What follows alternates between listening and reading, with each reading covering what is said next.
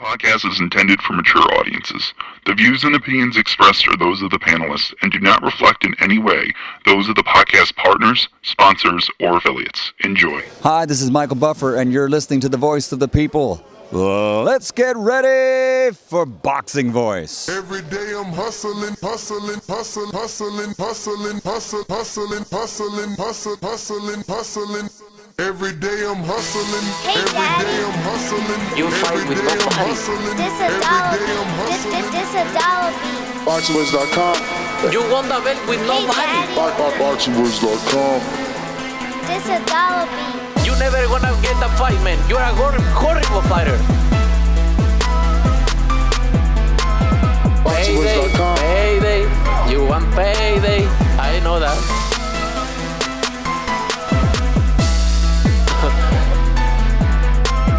Oh, look this guy. There's a plan to go for the belt, and I'm coming, man. I'm coming, my friend. Get the fuck out of here, man. Please, get the fuck out of here, man. BoxingWords.com. Because I'm gonna fuck you out right now, motherfucker. BoxingWords.com. Good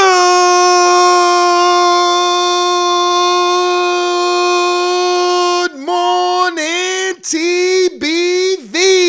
Ladies and gentlemen, welcome back. It is Friday and it's the weigh-in day. So today is the day that we really get an even better look at Canelo Alvarez and Caleb Plant 24 hours before their fight. We get to see how their bodies look, how they react to the weigh-in. It's been a long, drawn-out process to get to this point, and we'll see how both of these fighters step on the scales, who looks better, who looks dehydrated, and who rehydrates properly. But today's particular show will always be breaking down Canelo Alvarez versus Caleb Plant, which is obviously this fight week. But we continue to do our boxing betting analysis, and now we're trying to give you the path to Plant's win to Undisputed. So, as a community, I'm looking forward for you telling me Plant's highest probable shot at getting a win. And I look forward to giving you a few things that I've been putting together over the last month.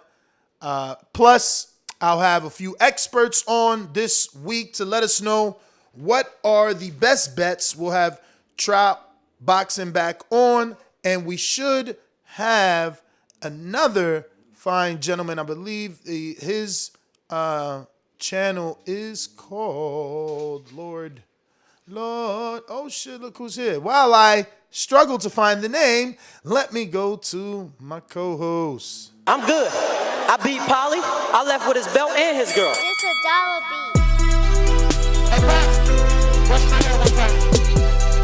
And I know all y'all against me. All that soft talk. I know you can do it, man. You got the. Let's shut that soft ass shit up. BoxingWords.com. What up? TBV, it's almost here. We're, finally 24 hours out. Well, a little bit more than 24 because it's early in the morning. But from the big fight, man, I'm looking forward to it. Took off of work for it. So, man, I'm excited. Real excited about this fight. Damn, made you take off a word. You better pay attention today because you're gonna have to make up for that money you losing with these bets, man. I am gonna have to make up for the money I'm losing because it's a bit. Yeah, I need to win. I need to hit, bro. I need to hit.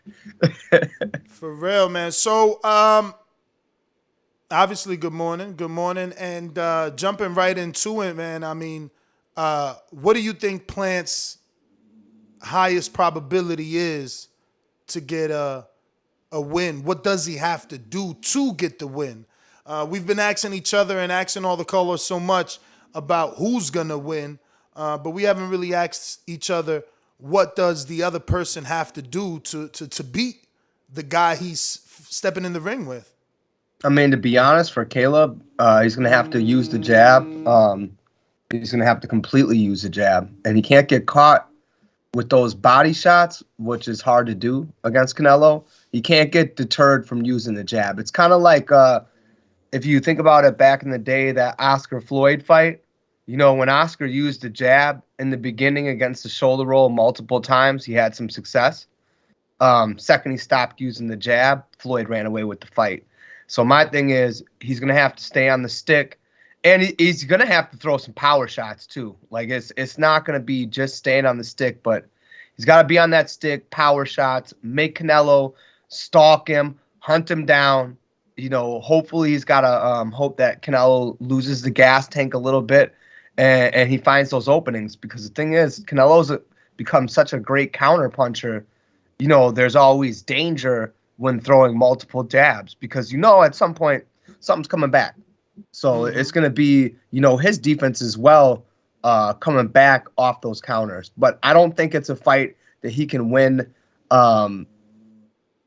like in the inside. Like, he doesn't want that fight. I don't think he wants to fight Canelo on the inside. I think the power difference is going to be something real if he tries to bang it out like that. So I think just using the jab, using his angles, feints, keep Canelo thinking, that's going to be his best chance to win. I mean, I think if he can do that for 12 rounds and not get touched up too much, you know, there's your victory. But I think with the fact that he's not the A side, he'd also probably need a knockdown, in my opinion. If he doesn't just, he has to whitewash him with the jab or knock him down to make sure that he can even out those points for the close rounds.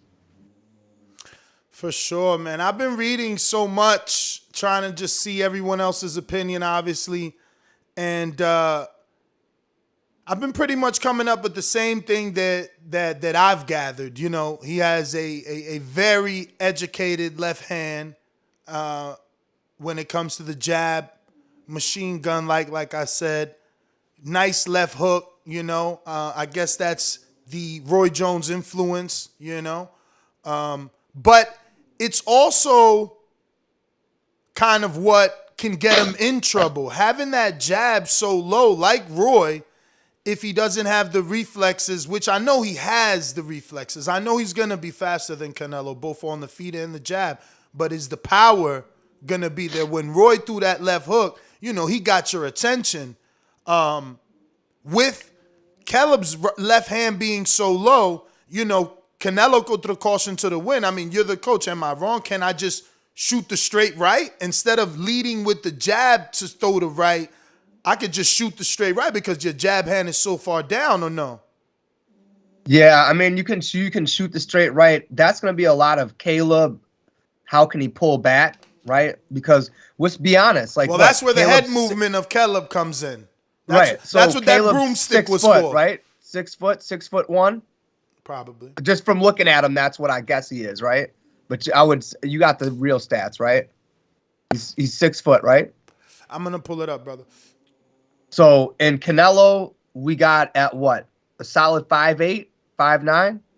Really? I thought maybe 5'10". No, not 5'10". But we'll check. Is he 5'10"? I'm almost. I know he just been very much shorter than his last opponents, but some of his opponents.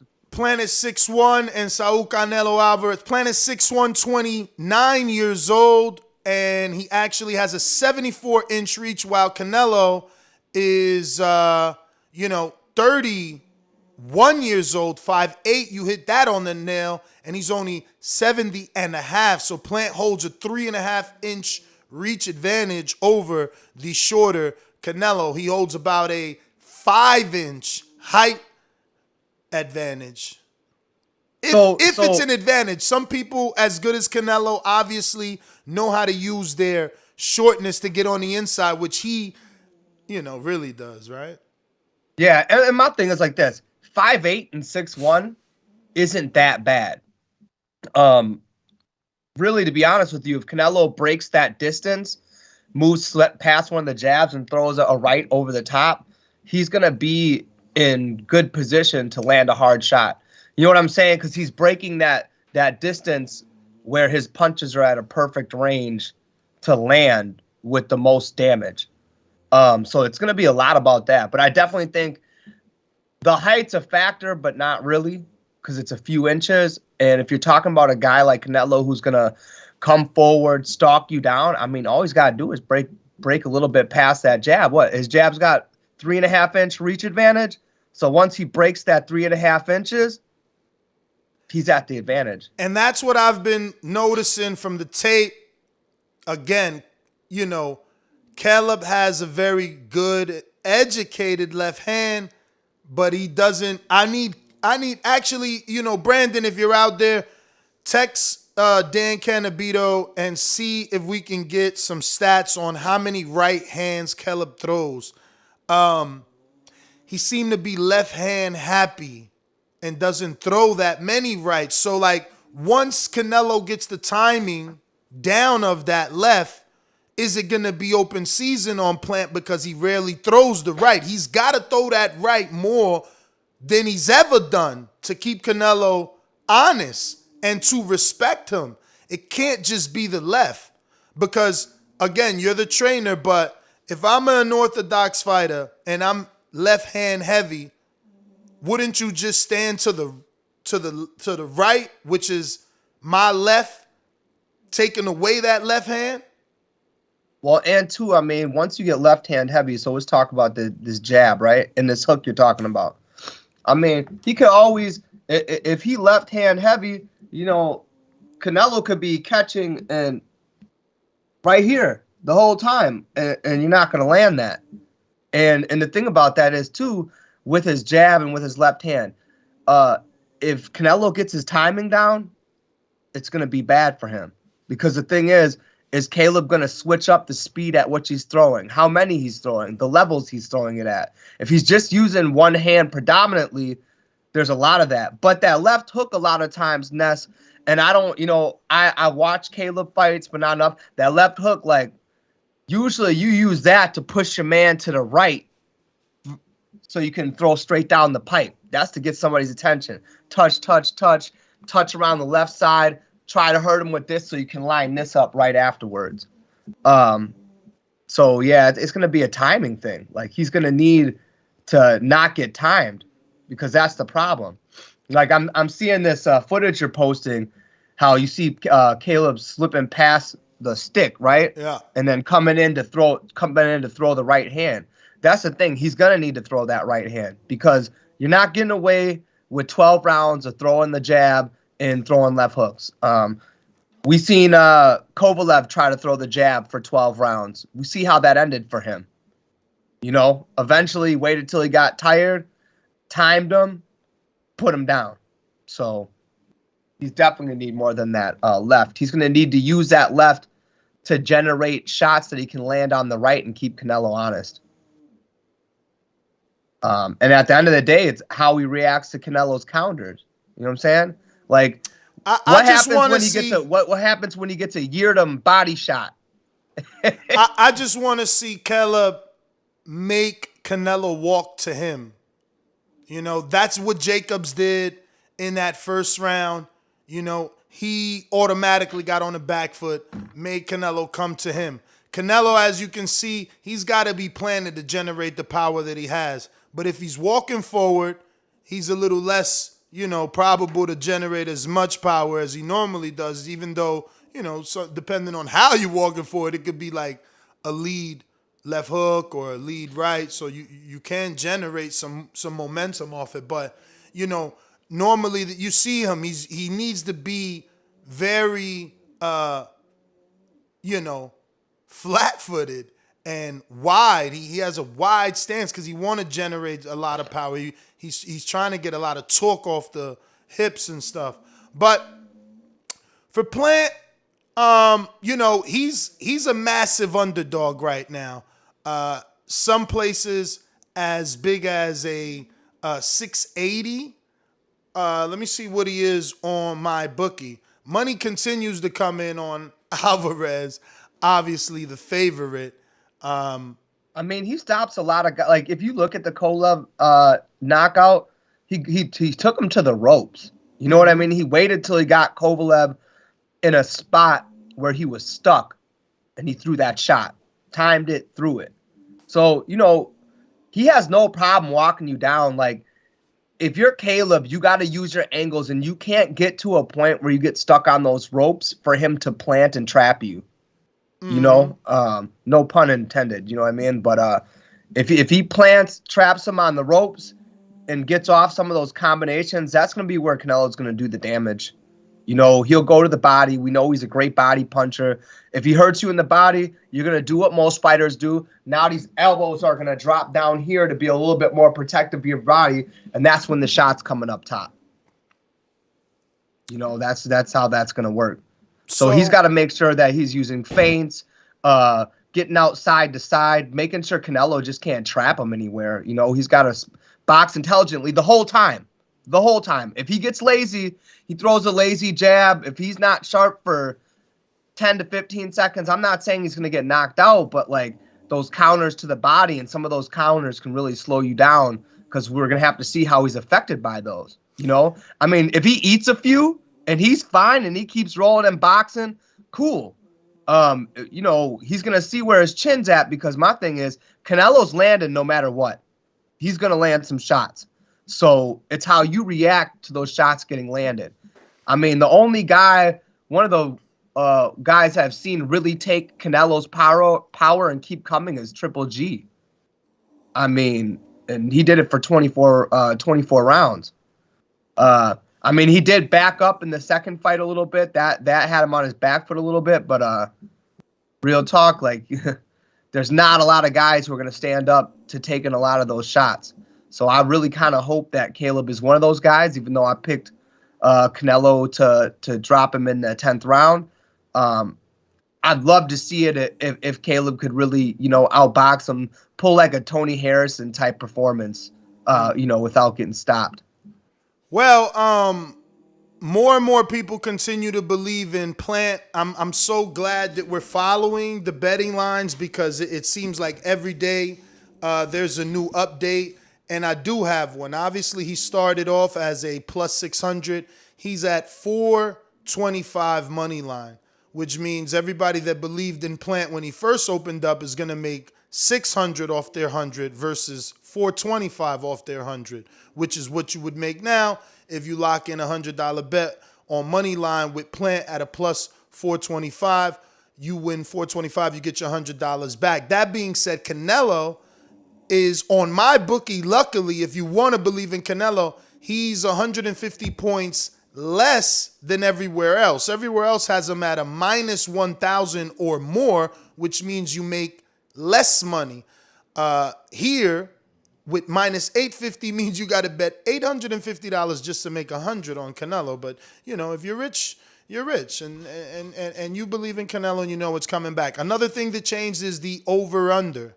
At one point, this fight was plus money for the over. Now it is minus money. More people believe that this fight will go to distance, but the under is still minus money, which also means that was the popular decision.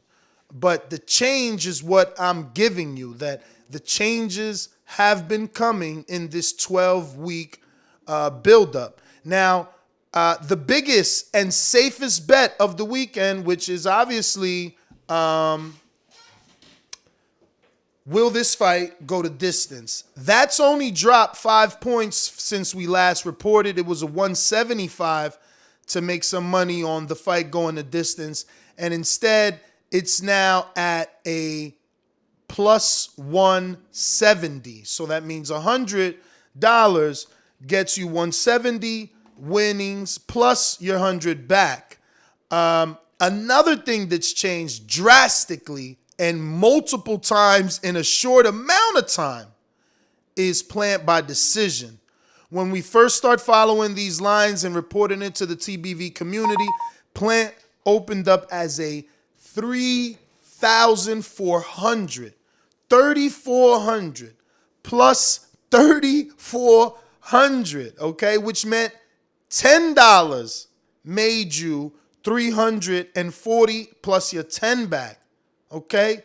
$100 made you $3,400 plus your $100 back. That has changed drastically. That went 48 hours ago. I reported that went from plus 3,400 all the way down to plus 1,300, which was more of a favorite than Andy to beat Joshua. Andy was a plus 1,600 to beat Joshua.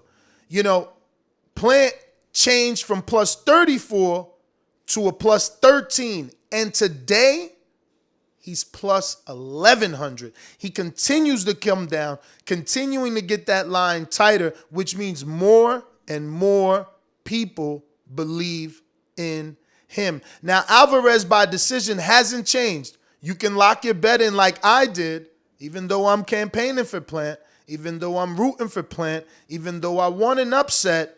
I put my big money on Canelo by decision because I feel strongly that he's not getting the knockout. And it's still plus money, which is an amazing, opportunity to make some bread. Now, if you're into those group bets, Saul Canelo Alvarez 10 through 12, which is what most people are predicting. They're either predicting 10 through 12 or 7 through 9. Those are also plus money. So if you believe in him doing it 7 through 9, kind of where Billy Joe went out, you put 100, you get plus 330, which means you get $330 plus your $100 back. If you believe in 10 through 12, it's a little more money. $100 gets you $600 plus your $100 back, or $10 gets you $60 plus your $10 back, which is $70. So definitely the line has changed a lot. And, there's more and more people believing that Caleb Plant could do it. But I see we got another co-host. So let me go ahead and get to him. James Payne is my name, partner, how about you? Standing on my property and I'm gonna see about you. If I come out on my porch, I see you chilling in your wheel. Boy, I hope you know somebody better be waiting on the bitch. James Payne, baby, see me pissing on the post. If we're playing basketball, you might see me in the post. Yes, TBV, top of the morning, buenos dias. The best part of waking up, y'all know the slogan from the 80s, TBV in my cup. Shout out to Doomy. Ness, yo, Adrian, what's popping this morning, man? This is Fight Eve, ladies and gentlemen. Fights Eve. Tomorrow night, we're gonna have a great time, people. Are you ready? Are you with me? I am so hyped, man. I ain't been this hyped in a long time, man. But it's going to be a beautiful thing to watch. You feel? Yes, Hell sir. Yeah, I'm with you on that. Yeah, man. I can't wait. It's either going to be, it's just going to be history either way, because if Canelo wins, he makes history. And if Plant wins, he's gonna fucking make history, but ripple. Bro, he going straight to the Hall waves. of Fame if he win. He gonna send waves through the boxing community, if he win, because that would be, probably the upset of the decade, maybe, because he's a pretty big underdog, even at a plus 1,300. That's a big underdog. But moving on, right? We still got some more assessing to do. So. Why should you bet on Plant? Since so many people are saying don't bet on Plant. Well, he's a plus 480, right? Or 450 on mybookie.ag using the code BETTBV. So that's one reason, right? $10 easily gets you, $42.50 plus your $10 back. But not only is he paying well, but he's also a good tall fighter, right? He's definitely the taller fighter, which we just went on BoxRec. He's 6'1", Canelo's 5'8". He has a longer reach. He's a 74-inch reach. Canelo has a 70 and a half reach. He's regarded by me definitely as the better boxer. See, Canelo is a boxer puncher. I think Caleb is a better boxer. Why? Because he's on his toes, because he uses the jab, because he's hit and not be hit style. Where someone debated yesterday that Canelo may be out there trying to get hit to give you a hit, right? Obviously, that was their opinion, but just like this is my opinion. I believe that Plant is the better boxer. Canelo is the better boxer puncher. But no doubt to me that Caleb has the faster hands, even though we won't find out until Saturday. I just see the way that jab pops and how many he can throw. I think he's the faster man when it comes to hand speed. But not only that, there's also reason to believe that he has the faster feet. You know, he's just more agile. He's proven that. And out of the two, this is very debatable, I understand, because Canelo is fighting for history and being the first ever super middleweight Latino to be undisputed. But Canelo, did I say Caleb or did I say Canelo? I meant to say Canelo. Say Canelo right there. Okay, that's what I meant. Now, Caleb has that same struggle, right? And same goal to be the first ever, but, you know, he's the hungrier fighter because everyone is doubting him. So he's the one with something to prove. Canelo is just trying to achieve. They already believe he can do what he's saying he's going to do on Saturday. So he just got to achieve it. The one that's got the fuel for the fire is Plant because you guys don't believe him. Those are just some of the things, but I don't want to hog the time. What's up? That's because you live believable lives. Yeah, man. I live an unbelievable life. Yeah, man. And all the people out there, y'all do believable shit, man. But we about to do some unbelievable shit. You know what I mean? Hey, like I said, man, it's a fun fight for me to watch because while I think Canelo's gonna win by knockout in the 10th round, I want Caleb to win. So it's a win-win for me. Like, I just want to see a great fight, and I know that's what I'm gonna see. You know, the thing is I just hope it was an exciting fight, I guess, but like, are we gonna see basically the super middleweight version of Tank versus Leo Santa Cruz? Someone who's gonna throw a lot of volume, move, jab, and then, you know, eventually get caught in the corner.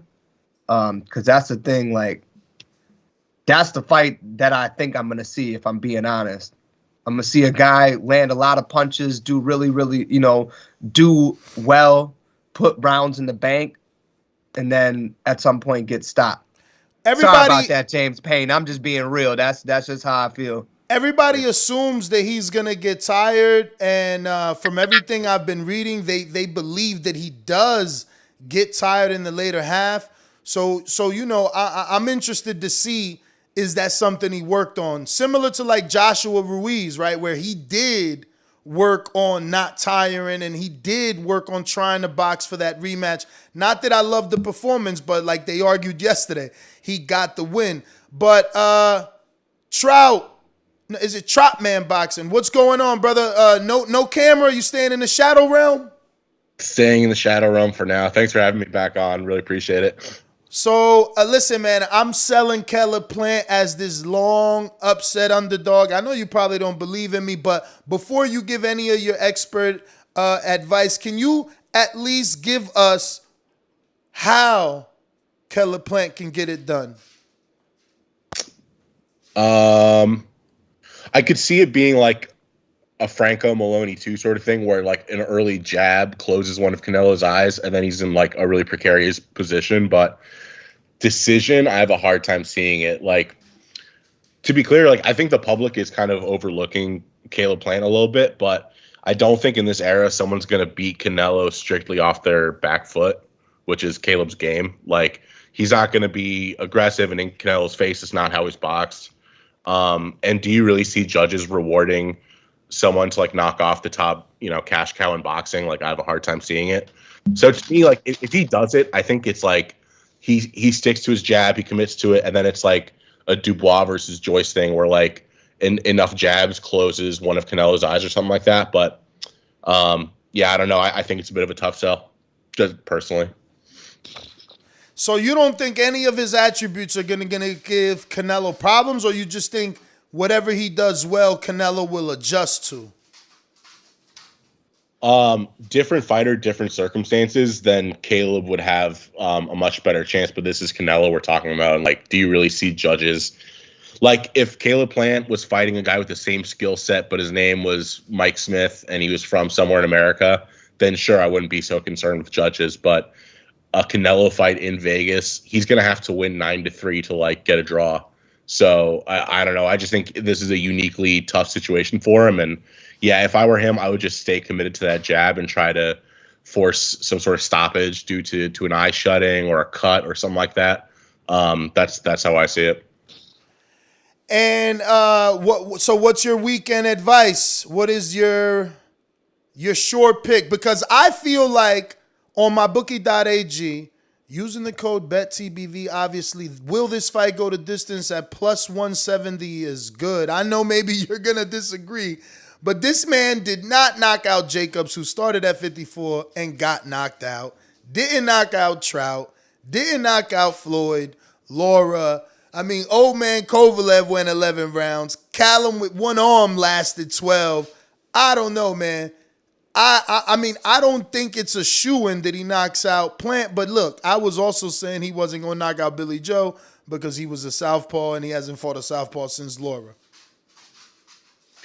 No, I actually completely agree with you there. I think one way in which you can play this fight and make some money are like those distance and over props.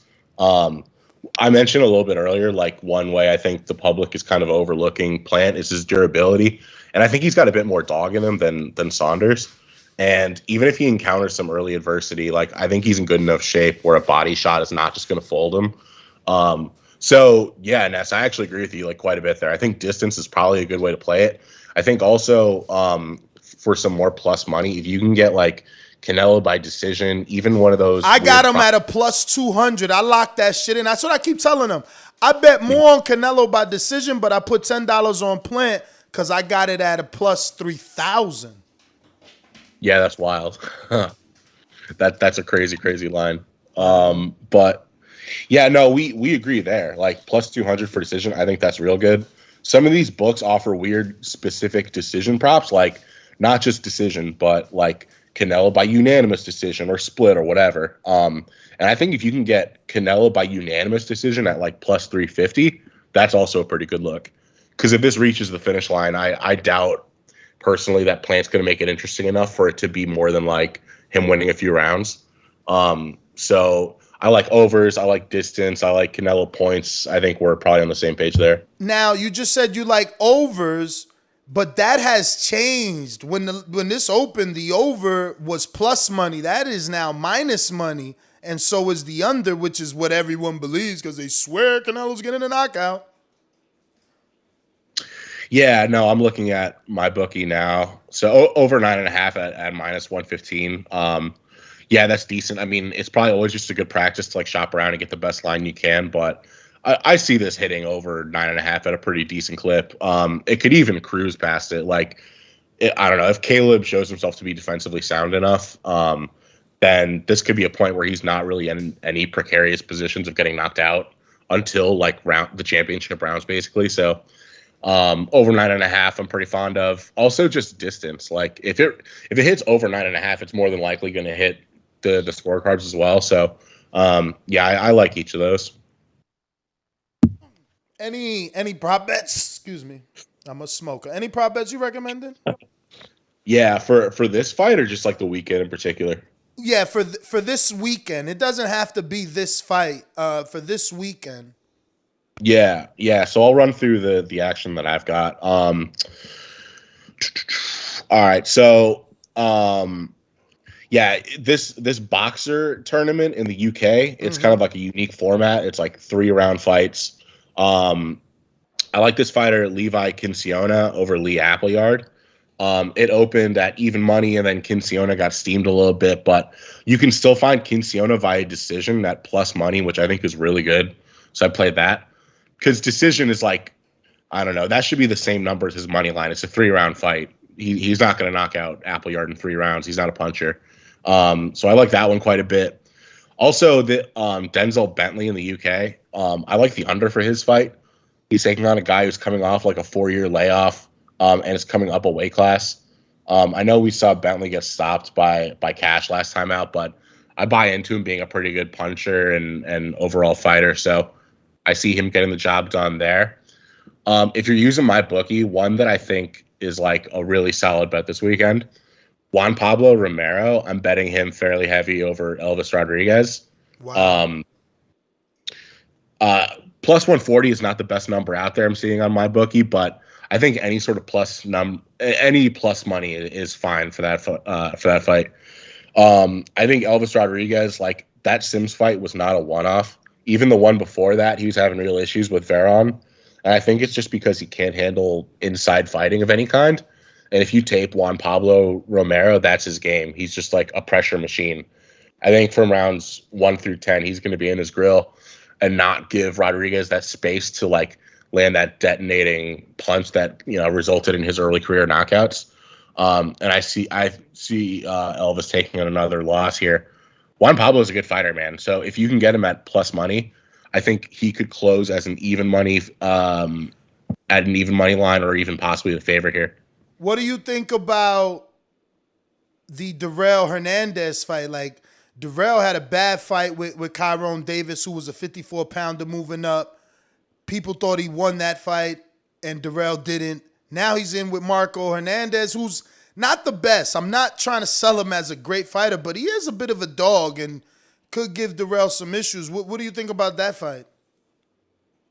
Man, there are people who thought Davis should have beat Darrell. Like, I had it the opposite. I thought he beat Kyron Davis pretty comfortably in that fight.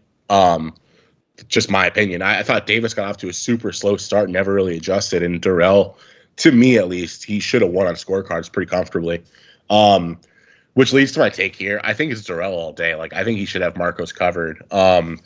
Minus 315, like I'm seeing, is not the best line to play straight up. You know, you never want to put down like $300 to make almost 100 back. But if you can pair him with something else, like pair him with something else for the weekend. Whether so you still like Darrell is what you're saying? I do. I know you're always like, it's always an adventure betting on a Darrell fighter because like weird outcomes tend to happen, DQs and like, you know, weird scorecards. But I honestly think he's got Marcos covered. I kind of agree with your point, Ness, about like Marcos not really being all that. I know he's coming off this these last 2 fights in which he's kind of fought up beyond expectations, most recently against Resendez, but Resendez is not on Darrell's level. Like, that was kind of a fraudulent prospect. And I bet on Marcos in that fight. I was really happy to cash him as an underdog, but I don't see Lightning striking twice here. Like, to me, this is kind of a levels fight. Darrell should easily outpoint him. I think even a knockout in later rounds is not out of the question because Marcos like isn't the most durable fighter. So I see Darrell having very, very few issues with him here. And Ray Vargas, could he get the stoppage? They giving me plus money on the under, man, on Vargas. But he's been out the ring for a minute, right? Yeah, that's kind of a trap spot. Like, Leonardo Baez is really chinny, and I think he's kind of past 2 years. Like, he's almost out the ring 2 years. Yeah. We saw Baez get stopped pretty easy by Caraballo on Ring City last time, but I see these fights as kind of a trap spot because Vargas is coming off that long layoff, and who knows if he just wants to bank the rounds. Like, if he just decides it's time to shake off the ring rust, I'm going to go the full distance, it wouldn't be the dumbest move in the world. And I could see Baez kind of indulging that. So I don't know, man. Like, he could get stopped early or he can go the distance. That one, to me, just betting wise, doesn't really do it for me. I think there's better spots. I get it. Anything else out there?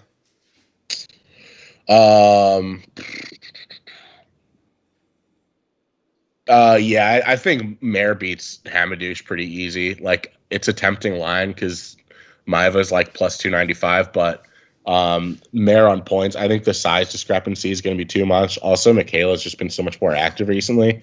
I've seen a lot on Twitter of like underdog chatter about Maiva Hamadouche, but I don't think that's the spot here to invest in. Also, one more. If you're just using my bookie, I don't think Mark Bernaldez at plus 1,000 is like the worst underdog in the world. Cortez is pretty chinny. He's been dropped since he signed with Top Rank. Bernaldez, the one thing he can do is crack. I'm not saying go crazy on it, but if you've got like $20 to burn or whatever, I don't think that's the worst plus 1,000 in the world. Like, he'll give you pretty good return for your dollar there. That's going to be a pretty grueling fight in which both guys are like swinging heavy leather. So just looking at the board, that's one that kind of caught my eye. I like that one and also the under in that fight. Well, I don't see that. What's the name? Yeah, so if you go on my bookie in the boxing section, it's for a fight tonight on Top Rank. It's Andre Cortez versus Mark Bernaldez. Ah, got it. Oh, it's only money line. Fucking hell. But yeah, as like a lottery ticket, if you're not really overly invested in that one, I think that's pretty good because Cortez, like. But you're saying as a straight bet. Yeah. Yeah. And also not as your like big bet of the weekend, like don't go crazy. But Cortez is a really reckless style. He's been dropped before, and Bernaldez can punch. So I think that's not a bad spot as like an underdog play. And just because I have you and you know, some of us like doing those longer parlays, what about Fulton Figueroa, Andre Quigley? Yeah, Fulton and Andre all day. For sure. I mean, like, Andre is going to look like minus 3,000 that fight. Jason Quigley is terrible, honestly. Yeah, Andre's a minus 1,800 already on fucking my bookie. Yeah, so you got to ask if that even really adds that much to your parlay. It doesn't add anything. Yeah, right. I mean, he's going to win that fight running away, so... but Fulton is still parlay territory. Like, what's he at right now on... minus 360. That's a real good line. Yeah. I mean, the only thing is, like, you're going to be waiting on that money for a bit. It's the end of the month, so some, like, recreational bettors don't want to wait on money that long. But I've got no problem with just, like, tying a bunch of parlays to Fulton because I think he looks like minus 500, minus 600 in hindsight. Figueroa might start out pretty well, so you could also live bet Fulton if he drops, like, the first round or two. But I think that's a really good spot for him. I'm a big believer in Fulton as, like, one of the sport's top talents. So I'm gonna do this $2 parlay, man. I'm a $2 parlay type of guy. I'm gonna go with this Juan Pablo recommendation. Double it down with the Darrell recommendation.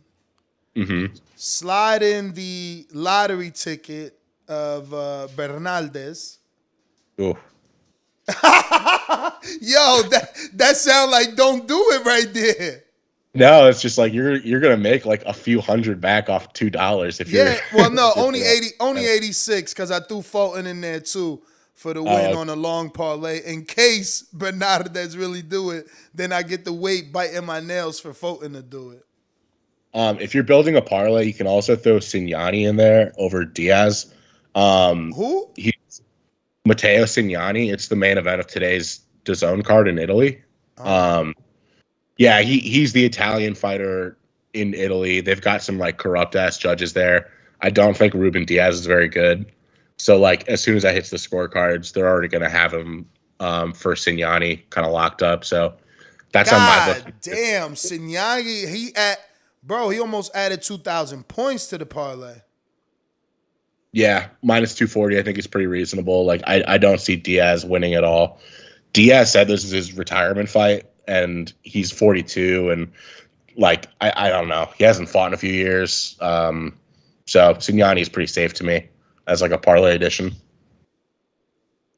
Yeah, man, I'm gonna lock that one in.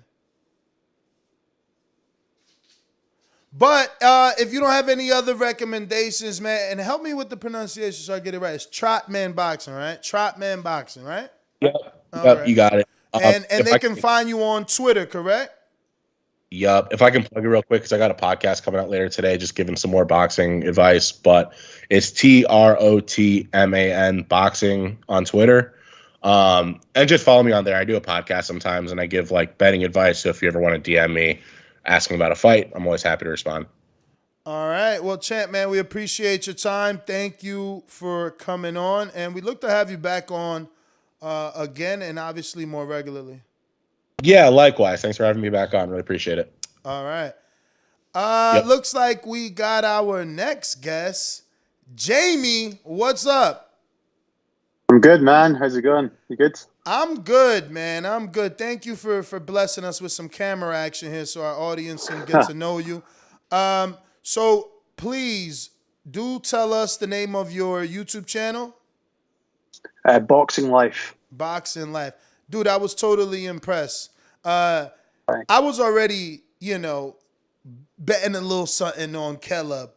But, man, I felt like you were me and I were you with everything that you were saying in the video. Like, I was saying all of that, but the fact that you put it together and made it, first of all, congratulations on the video. That was an amazing video. I really appreciate it. Everything you did, every still shot, every comparison.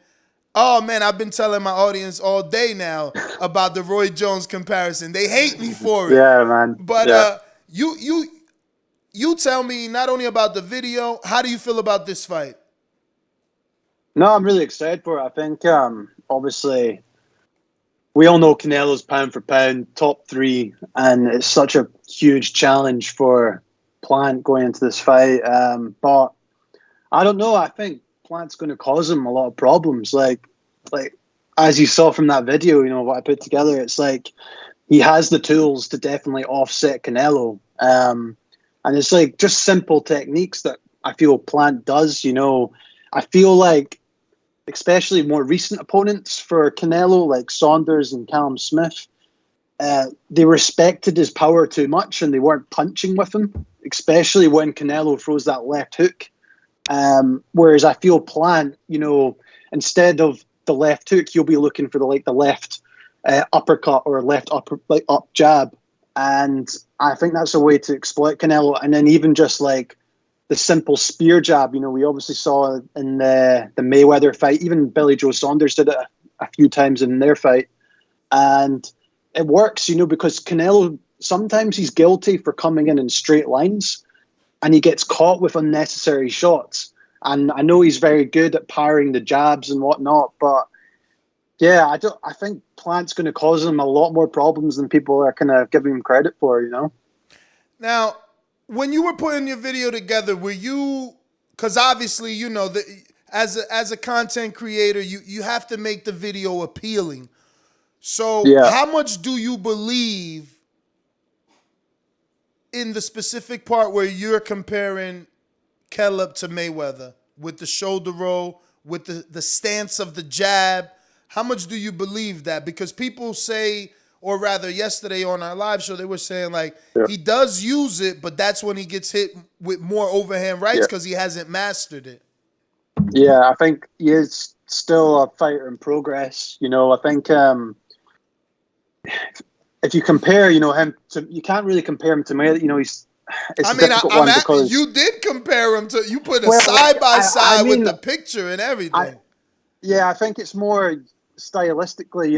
Mayweather knows when to use it a bit better than Plant does. That's what I'm talking about. Plant's still learning. He's still very much a learning fighter. I feel the big issue for me about Plant is that he just leaves his chin open far too often. But saying that, sometimes he uses that to try and counter. For example, in that video, the pull counter, that's exactly why he does it, because he's trying to tempt in his opponents. But the thing is about this fight, obviously, at the weekend, it's like, can you risk doing that against Canelo?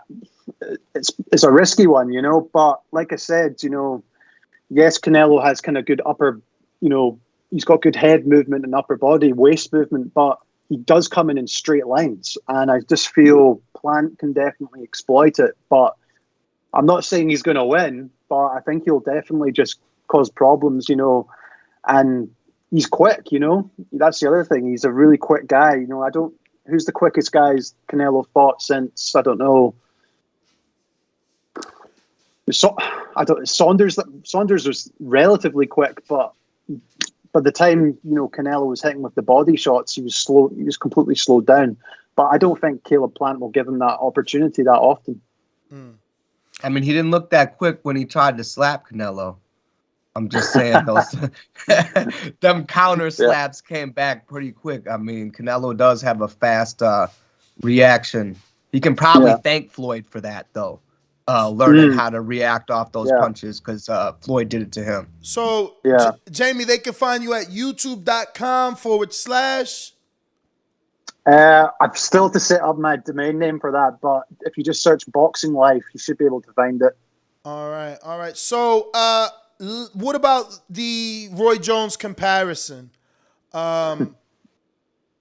Yeah. Give me more. Give me more on that, because you chose some big names to compare Plant to. You know, I mean, you said he had better feet than Islandri Lara, or at least you said he has the Cuban style feet. Cuban-like feet. You know, I feel like his movement is. I think it's world-class movement. He does have good movement, and that's what helps him. You know, he's a fighter that likes to be in the back foot. That's how he's fought his whole career, pretty much. But that Roy Jones comparison, as you're saying, it's like, we saw that in the Lee fight where he did that kind of gazelle hook, which was like, it was not identical to Roy Jones's one, but it was very similar. And it's clear that Plant, he studies the sweet science. He picks up these techniques from the likes of Floyd and Mayweather, and he tries to bring it into his fight. But that's the thing that's exciting for me this weekend is, can he do it against Canelo and cause him some problems with those types of techniques? So I think he can. I think he will. But, like you're saying, Adrian, it's like, Canelo, he's improved, hasn't he? He's a much better fighter now. And he'll be difficult to catch, but I think I don't know. I just feel Caleb will cause him those issues. Now, I'm not looking for Caleb to necessarily win. I feel like I've been genuine with my audience. I'm betting on Canelo by decision. My advice is that this is not going the distance. Now, from your research putting together the video, is that a safe, I guess, pick? This fight goes the distance regardless of who wins? Or do you see Canelo, because of that Roy Jones left hand down at the hip, being able to get, Canelo with the overhand right? Yeah, well, the overhand, this is the thing. I don't know. I think they'll be ready for that punch, I can't see him getting caught with that, but I mean, Truax hit him with it, though. Truax was hit him with it. But I just have I think he'll improve for this fight. I think, this is his biggest fight. He will have worked, a lot on mistakes from that previous fight. And yeah, I think I think Canelo will win by the decision. And it will go the 12 rounds. I think just the movement of Plant will cause him issues. I think Canelo as well, he's not like he's knocked out a lot of guys, but he's not like a knockout artist. He does have to break you down, and I just feel Caleb Plant will be able to withstand it, cause him some problems, but I just think Canelo's boxing IQ in the end will be enough to really, and his experience of being in these big fights will help him just get the decision. So do you think that I think that as a coach, I look at it like Canelo stops him in round 10, and I'm calling that round because I feel like Caleb's gonna look good for a while because he is a good boxer. Mm-hmm. He's better than a good boxer. I gotta give him more credit than that. He's the IBF champ, but I just feel like at some point it's gonna be like a Kovalev situation. You're gonna get stuck on that rope, and you're gonna get hit, and you're gonna take hard shots.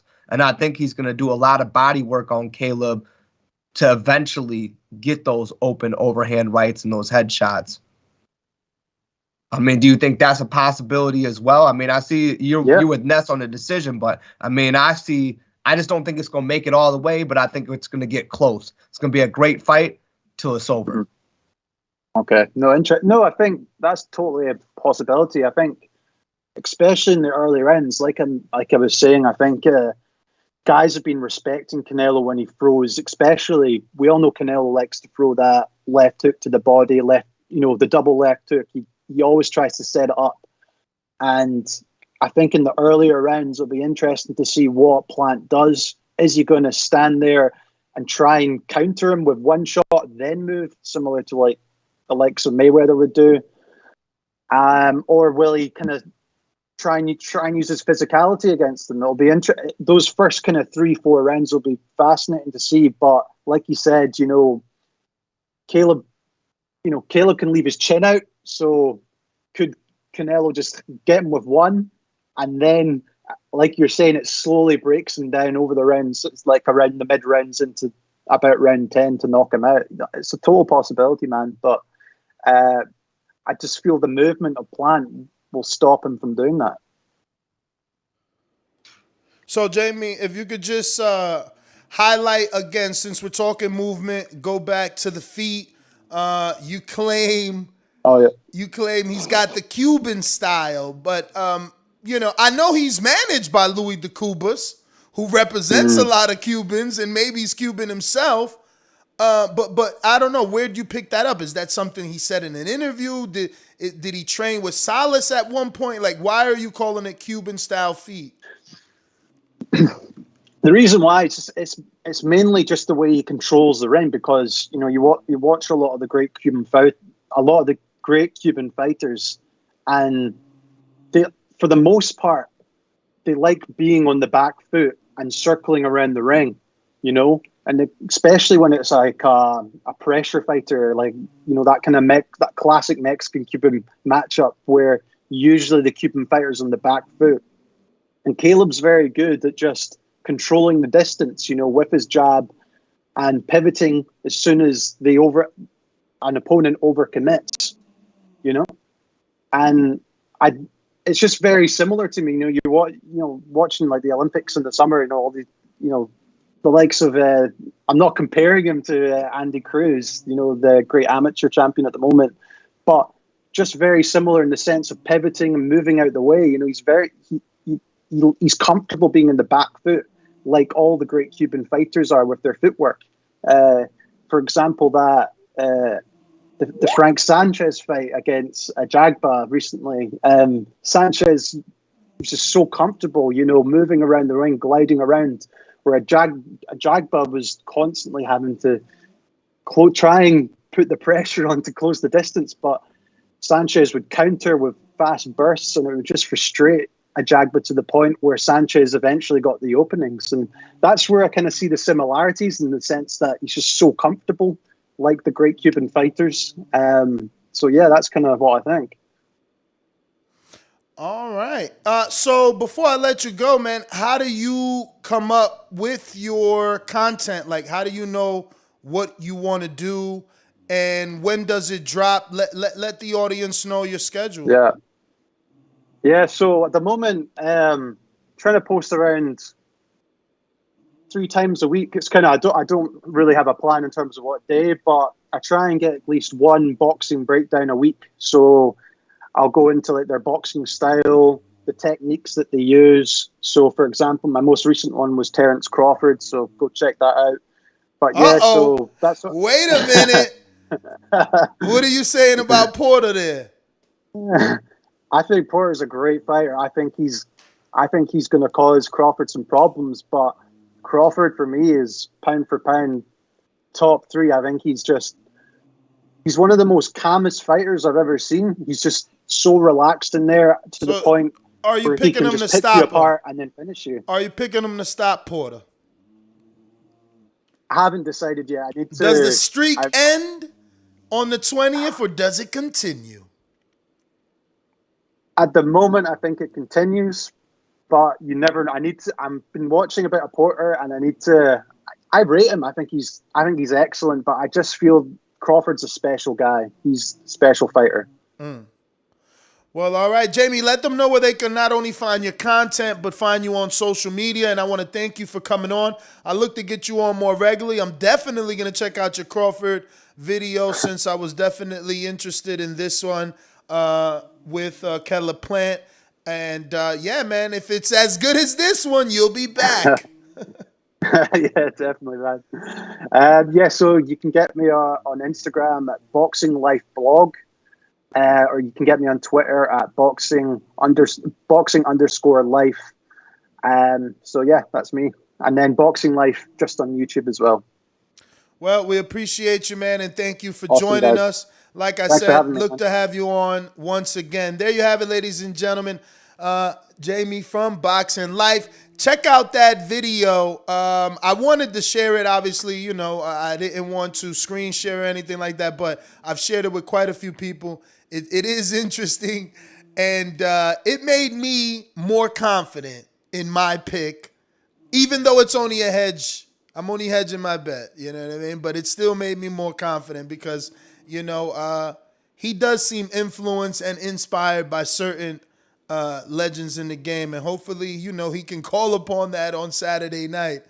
But yeah, man, let me get out to these phone calls. Once again, we're talking Canelo Alvarez versus Caleb Plant. We're doing the boxing and betting analysis. We've brought on two guys that I consider. I'm giving Jamie the expert because, he definitely did a fantastic job on that interview. I'm actually going to, not interview, but content. I'm going to put that in the link in the description or the live chat in a bit so that you guys can watch it because it's worth a watch.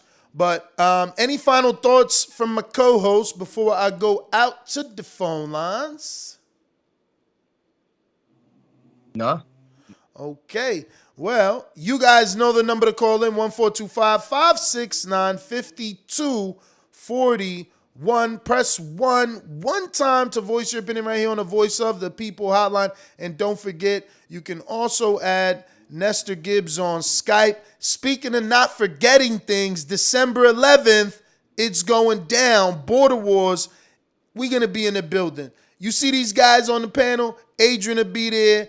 Chino will be there. George, the future mayor of Wisconsin, will be there. James Payne, Lethal, Stainless. I mean, who ain't going to be there? I don't know who ain't going to be there. Twin going to be there. Everybody going to be there. So you need to be there. It's going to be a great time. You got to come through. Really, if you have the opportunity to, give yourself an early Christmas present. Come on down. Enjoy the fights. Come hang out with us. Like Info Joe said the other night, there's Joe going to be there. Exactly.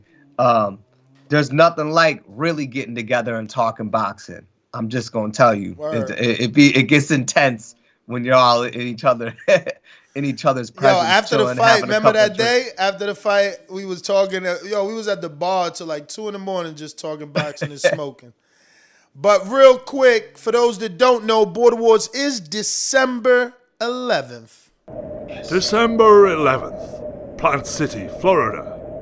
Border Wars 13, where mortal men become winter soldiers. Fight! Jerome Lambert versus DeMarcus Surefire D. Terrell Fireflame Harris versus Pablo ASAP Garcia. Twin Munoz versus Sir Isaac. Zeke the Freak versus Esteban. Tyler Williamson versus Joe Santoro. And our chubbyweight title fight, Eddie Bola de Grassa versus Big Supermex. Lineal title fight, Show Kid versus Canadian Jose. And our main event, for the light heavyweight title, Marvin the Tank Furman versus Elias the Lion Lioness. Best of luck to all brave winter soldiers. Now it is time to get in the ring and swing. If you wish to participate or attend this event, contact NestGTO on Instagram for details. TheBoxingVoice.com.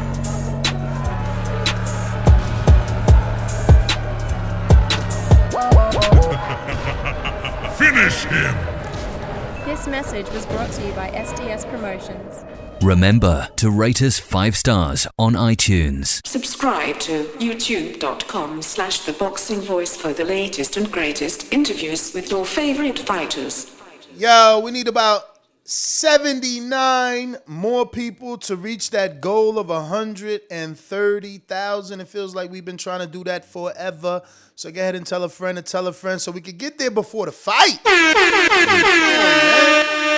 ain't trying to make the fight get us over the hump. We need to get over the hump before the fight, man. Or it ain't right. And it's on the way. It's coming. They coming, man. They coming. 79 more folk, man. Can I get like 79 more, please? All right. So what else I was going to do? Oh, yeah. We were going to do this. These calls are brought to you by Big Rigs Trucking Agency, experts for all your insurance and trucking needs. For quotes and consultations, visit us at brtagency.com or contact us at 908-943-6918. So, before we do open up these lines, you know what we got to talk about? You know, no one's brought up the fact that Andre Ward is picking Plant over Alvarez, and some are believing that he's picking him to stop him. But Andre Ward has been working with Caleb Plant, and he came right out and said that Caleb will beat Alvarez. Ward believes that if Caleb is aggressive, he could hurt Canelo early. What do you guys think about that? Do you think if Caleb jumps on Canelo, he could hurt him because he's naturally bigger? You got it, Adrian. Okay. All right. Well, Andre Ward's one of my favorite fighters, so like all respect out to him. I think that the only way you hurting Canelo, I get what he's saying. If you catch a guy cold, right? We've seen this in the ring before. If you catch a guy cold right away before the fight really gets into it, you know, I think, yeah. I mean, Caleb looks strong. I mean, in his fights, I can't say that I see that power that's just hurting guys, but man, looking at him, some of those pictures that you showed from this camp, like he's a solid 168. Like he looks like he walks around at 185. You know what I mean? Like he looks like he's walking around bigger. And I know James Payne is from where he's from, so you know maybe I'm mistaken. Maybe he's always in shape because it seems like that's his thing. He's always training. But yeah, I mean anybody can be hurt. That's the thing. Boxing, there's nobody who's unhurtable. Like all it takes is that one shot. So, but I don't know, man. That's a tall task. But I do believe it's the right thing to do. If you're gonna intimidate Canelo, like he better come out and fuck him up right away. Because I feel like with any fighter, if I keep winning rounds or I keep pressuring you, the more you let me in a fight, the less you're gonna deter me. So. But I don't know. I can't 100% agree with Andre Ward. I mean, I don't think that Caleb's stopping him.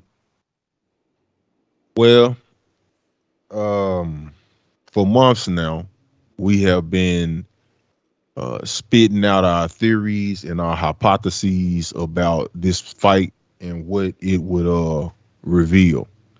We all are aware that Canelo is the epitome of the face of boxing at this time. He's definitely a generational fighter. He has a lot of the tools. He's very versatile. Canelo has shown the ability to be able to make adjustments in ring, in fight, which is very impressive. That means that he was paying attention when he took his single and only defeat to the great TBE. With that being said, Canelo has been tested a few times, but here in recent memory, he's chose to fight more fair-skinned opponents, and we rumor and we talk about in the community and as hardcore boxing fans, like what is it with Canelo and his hesitation to fight a fighter that we would dub as having a certain level of slickness and the ability to improvise in the ring if things are not going their way. This is the first time in many fights for Canelo that we feel this opponent should be able to offer that kind of test to Canelo. Caleb Plant, I have a lot of confidence in him because I'm from where he's from. It's personal for me. So, even though I can admire Canelo's greatness, I mean, I'm just gonna rock with my guy because sometimes when you go to war, man, you're outnumbered. Sometimes you might be outgunned. But, if I'm in the trenches with you, hey, man, when we step out on that battlefield, man, it's going to be what it's going to be. You know what I'm saying? And so we ain't going to be ignorant about it. We're going to be smart about it. Canelo can't hit Caleb with nothing but 2 fists. You know what I'm saying? They both are thinking men. They both are going to be 0-0 on that night, man. When the bell rings, Caleb, he's going to take it to another level. He's going to do some things to Canelo. Canelo is going to give him room to do those things because Canelo's going to be going through his fill-out process. But then I think Canelo's going to start realizing, damn, like I might have took this guy a little light. Let me go ahead and apply my pressure, and the fight's going to get very interesting, and we're going to see, what it's going to be. So y'all know how I'm rocking. You know what I'm saying? I got my G right here, house plant right here chilling with me on the TBV podcast this morning. So, we plant city around this thing, and we will see y'all in Plant City, Florida as well. Yes, sir. Border Wars. We got a super chat. Showcase. Shout out to TBV. For those that don't know, TBV stands for The Boxing Voice. Plant gonna win this. Nello got bad knees like me. Plant gonna dance around him. After this win, I want my Plant and CYP emoji. SDS. Damn, Brandon, don't nobody ask for an emoji of you, champ. No, that might have proved it right there. What you think? That might have proved the little debate, the great debate. But going back to Ward and what he said, the counter to that is, or actually to add to that, Plant's only been boxing 7 years, while some might think like, oh, he's wet behind the ears because of that. Canelo's been boxing over 16, man. You know what I'm saying? Like, that's a long time, which doubles down on Showkid Super Chat about the knees. A lot of training, a lot of sparring, a lot of wear and tear, man. A lot of wear and tear. Yeah, he's been wearing them knee braces for what? A couple years now? I think I started I've at least seen one knee brace. Yeah, I think I started seeing it in a Golovkin fight. And listen, we seen that shit happen to Maivia. Yeah. He was good until his knees weren't good, and then he was fucked in the game. But his whole fight was based on movement, because that's the only dude I could see. He had that hands down style, used his feet because he was a former soccer player. But it just goes to show you that all that running, at some point takes a toll on your knees. And, think about it. Maivia was running on grass. How many years has Canelo been running on concrete on top of all the fighting? Exactly. Now, I don't know if this is what's swaying the line, because obviously Ward said what he said, but now Crawford saying what he said. I don't know. Like I told you, 48 hours ago, he went from a 3,400 to a plus 1,300. Today, he's a plus 1,100. So it keeps going down. And Crawford says Plant must use the Triple G tactics in order to beat Saul Canelo Alvarez. And obviously not everyone believes that Caleb Plant could win, but Team Crawford and Terrence Crawford himself, who a bunch of our listeners, J-Mac, Brandon, they all think he's pound for pound the greatest boxer on this planet, right? Probably pick him to beat Canelo. And he's saying, per Crawford, he's saying if Caleb stands in front of Alvarez, Canelo will punish him. Crawford believes that Plant must do what Gennady Golovkin did in the first fight with Canelo, which that fight was ruled a draw, that many thought Triple G won. Although it looked like Golovkin was standing in front of Alvarez, he wasn't. Gennady stood on an angle. Not only that, but he threw jabs off his base. Plant has no chance if he throws jabs without moving off his base because Alvarez will counter. If Plant does what Triple G did in Gennady's first fight against Canelo, throw jabs off his base, stand there at an angle from Alvarez, and counter Alvarez's punches, Caleb will at least have a chance. Are we not talking about the fact, though, that Gennady, he is a great angle puncher? I think a lot of people don't give him credit for that at all. A lot of people hate on Gennady, and I hate that. But at the same time, my thing is Gennady took a lot of hard shots fighting that way. And dude got a chin. Does Caleb have that chin? If he starts eating some of them shots that Gennady got, would he even be able to continue fighting in that manner? I mean, I'm pretty sure he's durable, but James Payne, you're from there, man. Like, how durable do you think Caleb is, and do you think he could fight a fight like that and take some of those shots that he took? I mean, hey, we about to find out. You know, Caleb invests a lot of time in doing a lot of circuit training and a lot of conditioning and things like that. You know, you can see in his physique. The rumors that I always hear is that the guy's always working.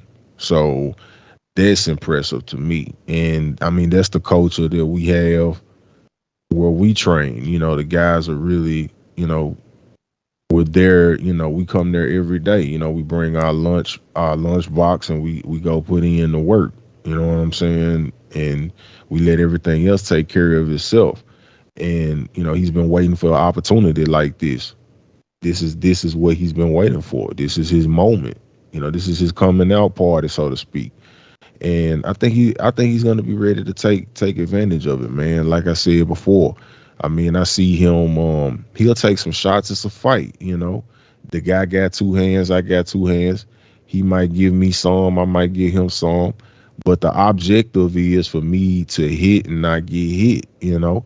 Do that for 12 rounds.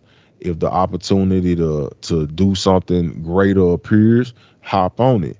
Man, if you know, I expect to see Caleb coming out and being very active with the jab. And the primary target on Canelo is going to be the eyebrow area.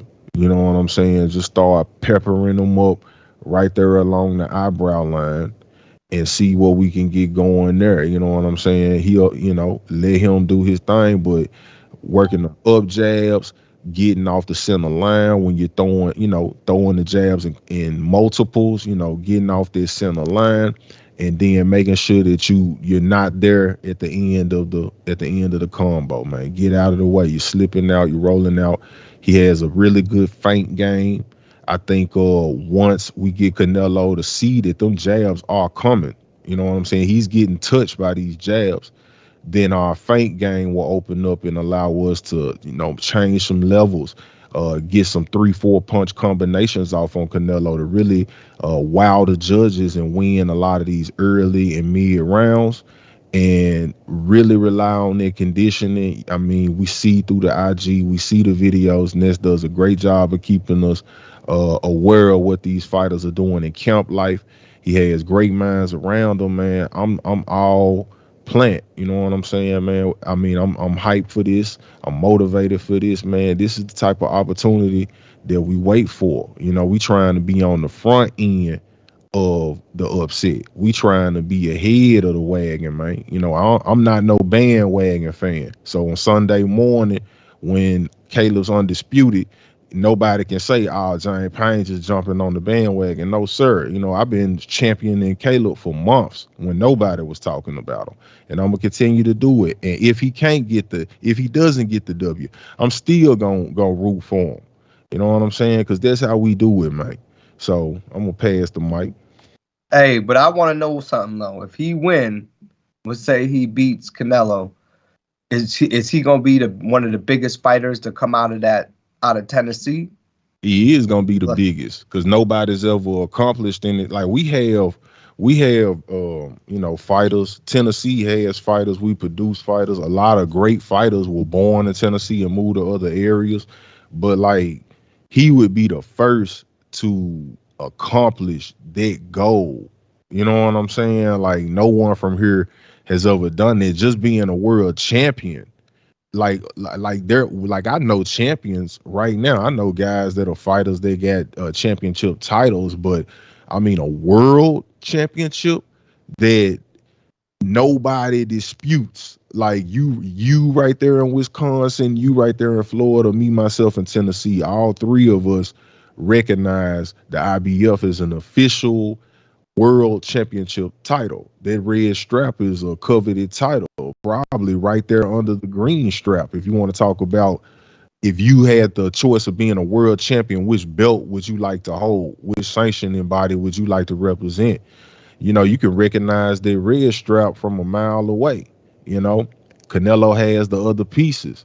You know, he has the green strap. We seen the journey that Canelo had to go on to get that official green strap. Remember, I mean, he started this whole franchise shit, did he not?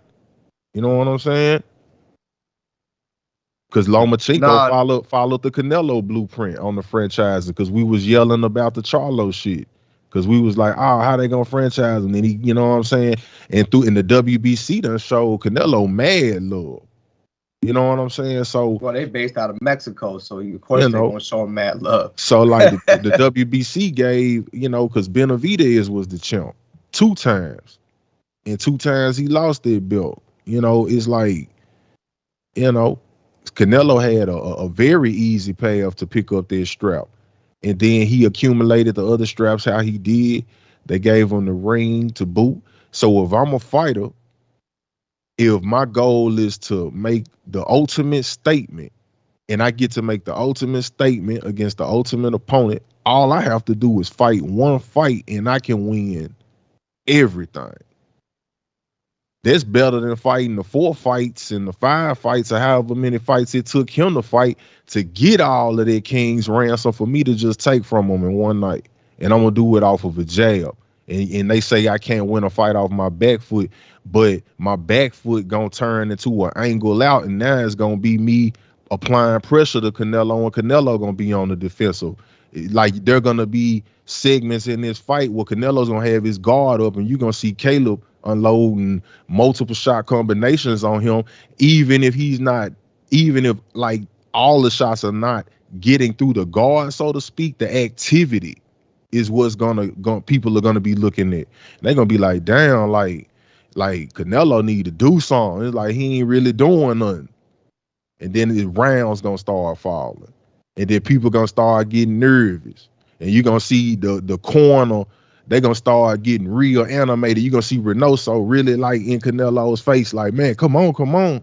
We gotta go. So then Canelo gonna go for broke. And then that's where the footwork is gonna be on display. I mean, from a fan of boxing perspective, man, I hope we do see something great like that. That's a good description of it. I hope we do see something great like that.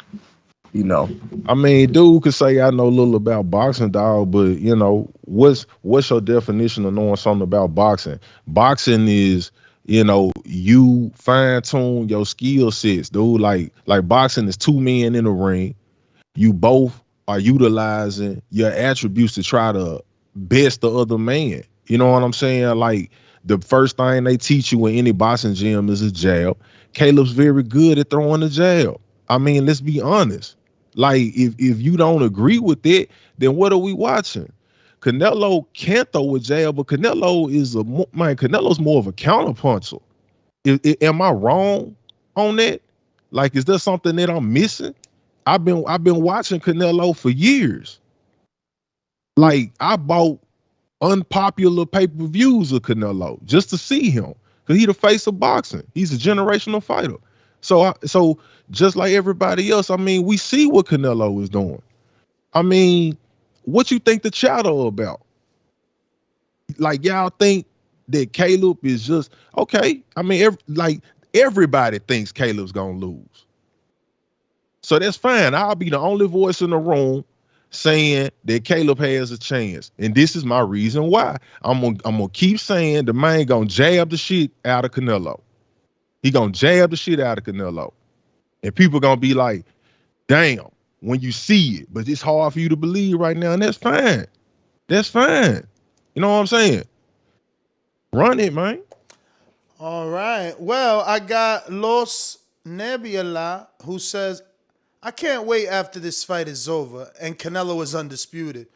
Who are you guys going to ride for after this? Charlo, a guy who had a tough fight with Montiel and Korobov?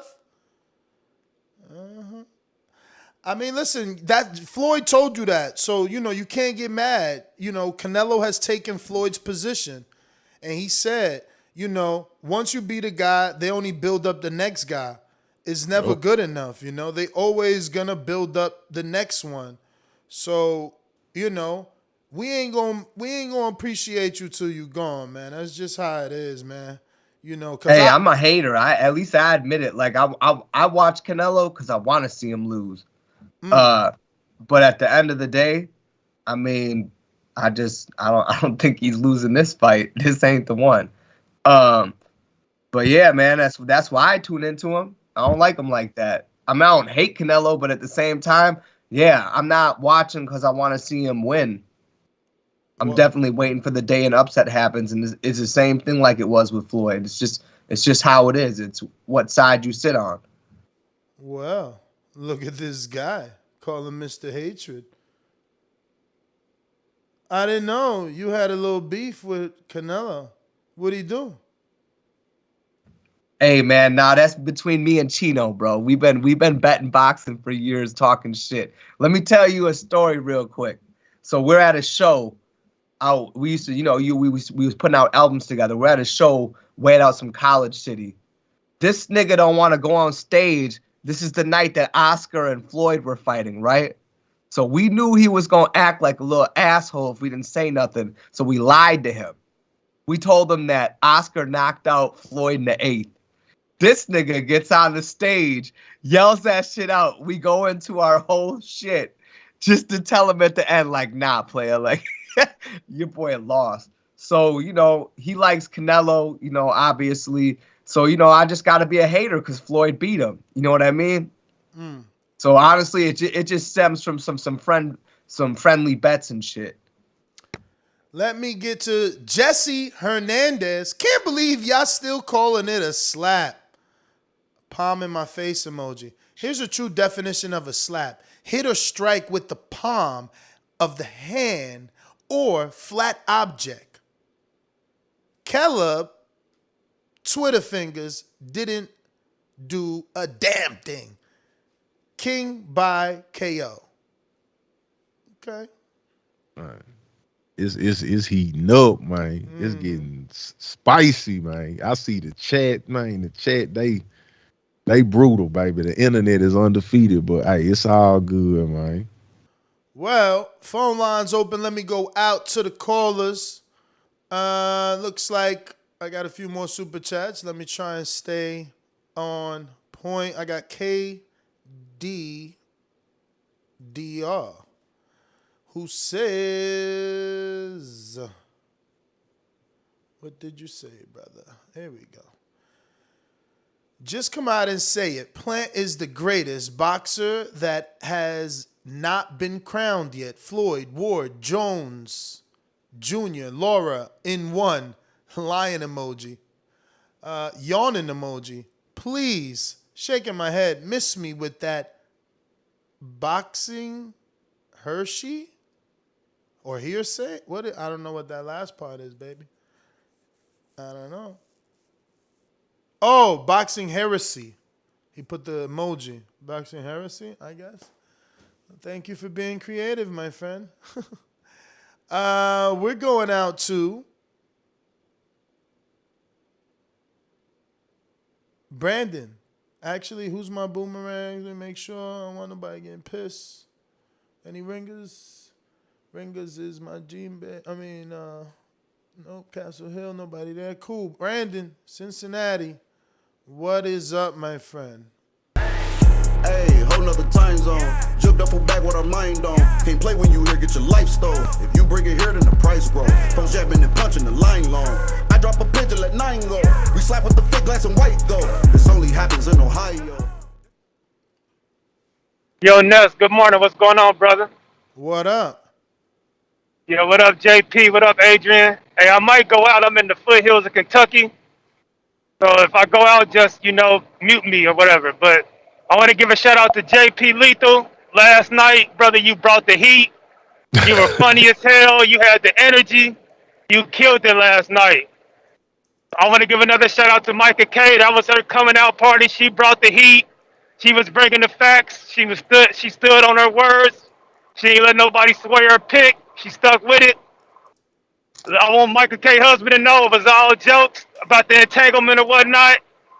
Hopefully he didn't get on your ass, Micah K. If you're listening, type of one in the chat. Let me know you're okay. As far as the fight, because of you, she can't come back. No, I hope not, man. It's all love. But as far as the fight, I got Canelo by late stoppage. I just think the mental pressure, all the movement, all the, just Canelo landing punches to the body is going to eventually break Plant down, slow him down.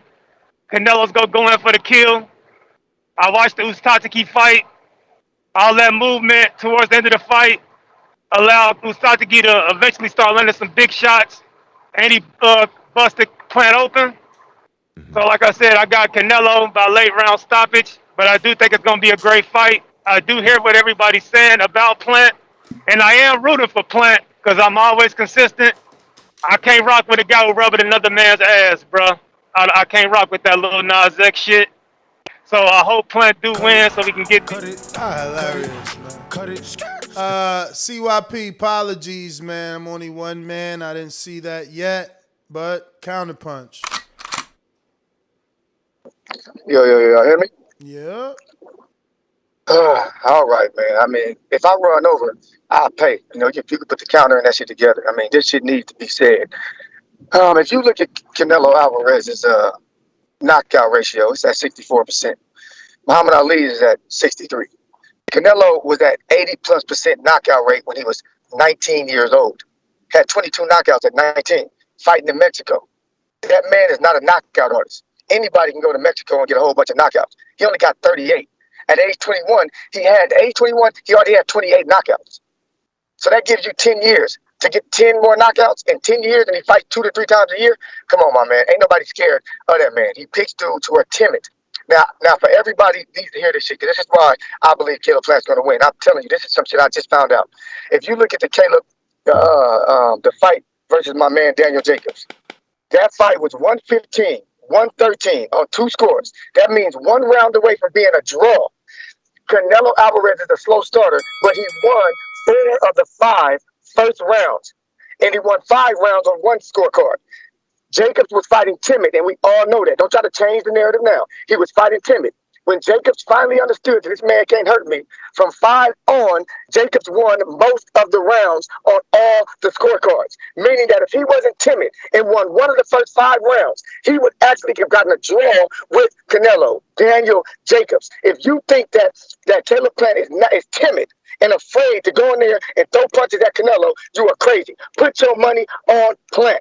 This man is not afraid. He is not timid. He gonna outwork Canelo, and it's actually gonna be a simple strategy. Outwork him.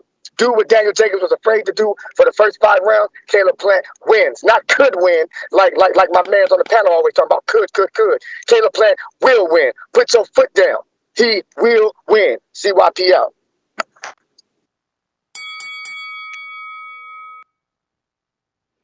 All right. Let me just at least risk this. Oh, shit! He fucking beat him! They gave it to him! Damn, I could have made $1,100! TheBoxingVoice.com. Moving forward, I'm gonna just put together this team. It's the money team.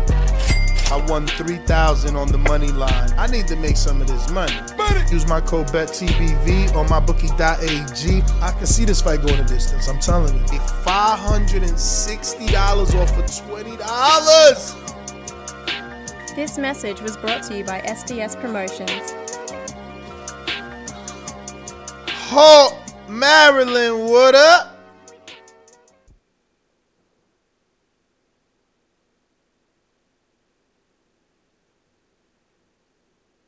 JT with you. Good morning, what up, champ? Hello. We hear you now. Good morning. Good morning. Amen. All right, cool. So, James Payne, what up? And we got this. Adrian. Yes, sir. Yeah. Oh, all right. Just like to speak to everybody. Yeah, man. Like I said, my thing ain't gonna change. But the one thing that Canelo took from Floyd that I ain't heard not one person mention it, but they think he took from Floyd was that movement with the head. No, he took from Floyd the way you step in one step at a time, coming forward with your body in the angle. Because Floyd did that to Canelo the whole fight. He couldn't figure out how he was doing it. He was, in certain times in that fight, Floyd walked Canelo down. He got in an angle and he took his little one step, and he was closer. And that's what Canelo does now in this fight. He said one little step. Floyd did that to him in that fight, and he couldn't do nothing with it.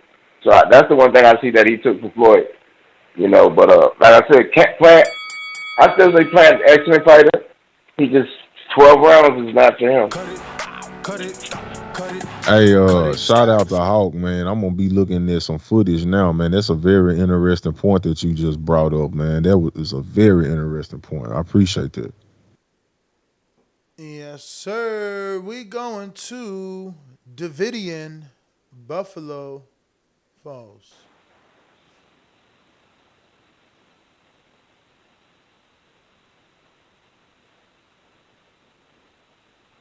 Bueller. Hello, can y'all hear me? We do. Now we can, yes. Oh, you do? Sorry about that. Davidian. Are you with me?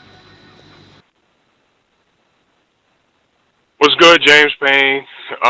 Adrian, Ness Heyman.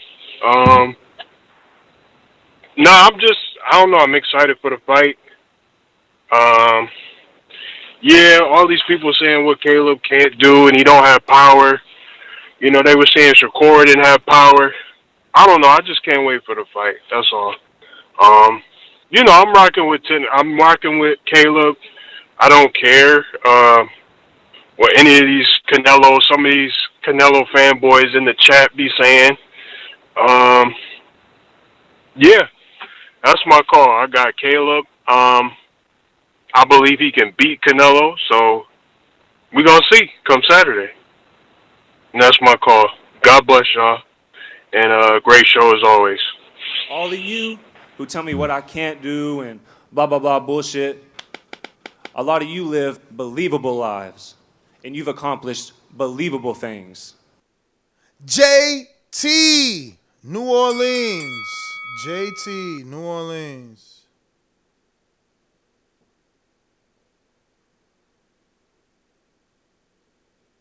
You there, JT? You come across like a nice guy, but you're really a piece of shit. Hey, with that comment. Come on. That was a piece of fuck you. That was a piece of shit. You know, we're doing live TV. Man, I don't care. What you gonna do about it? I'll kill this mother.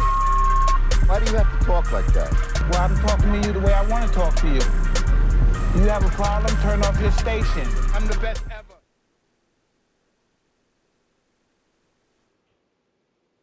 Hello? Hello.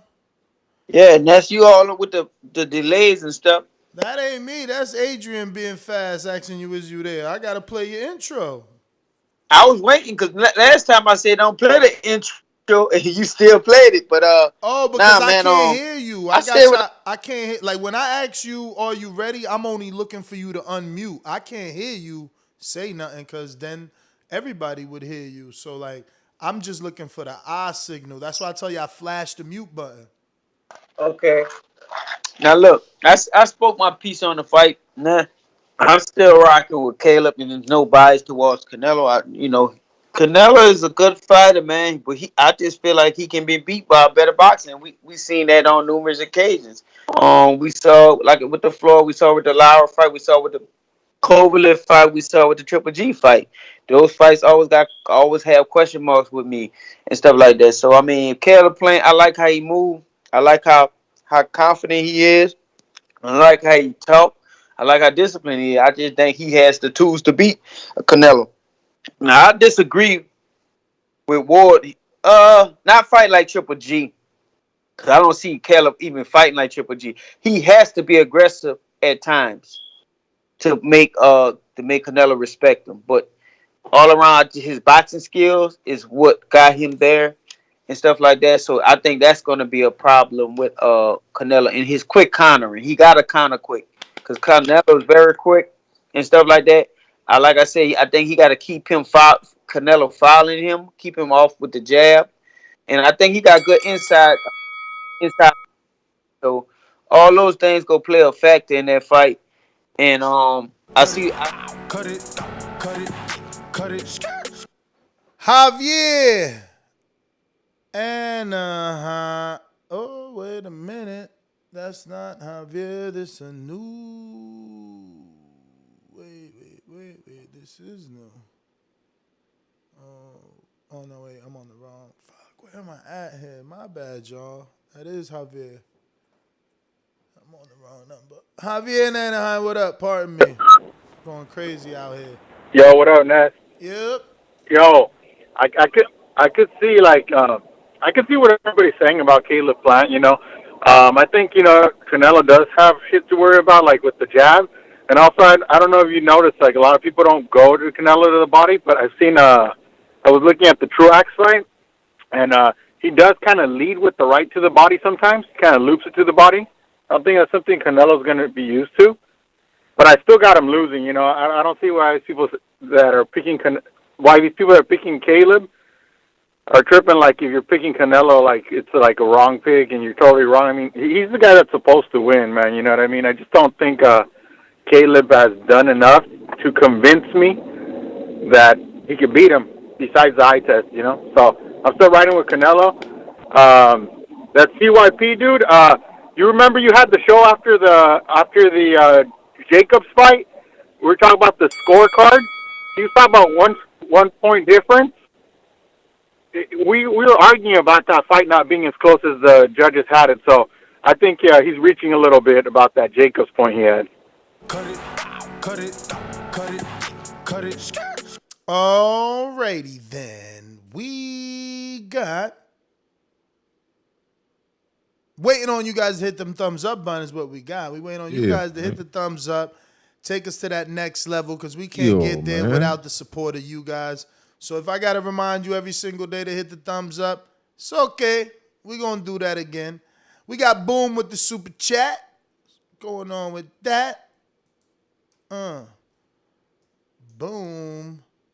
And let me see. It is. Boom. This says, I like them both, but Canelo getting spanked. I'm betting 200 on Plant on the bookmaker. Plant got too much rhythm. Yeah, man. We sure gonna see, man. We gonna see, man. Everybody think rhythm and soul means something. We about to find out on Saturday. He got the swag. You can't lie about that, man. He got the goo. He got the goo. He got the sauce. You know what I'm saying? You know what I mean? Uh-oh, Brandon. Another dude proving you ain't the best, man. Los Nebulas. I want to body bag CYP so bad. That's like 3 people on one show to mention him. Damn, Brandon. Is somebody going to say your name besides me? Looking bad on these YouTube streets, Chance. We got... Who's up? Let me see here. Hit the like button. Yeah, man. Don't forget to hit the like button. We're going out to LV Sluggy. What up? Only time y'all see me in Rays is when I turn into the Bronze Mama.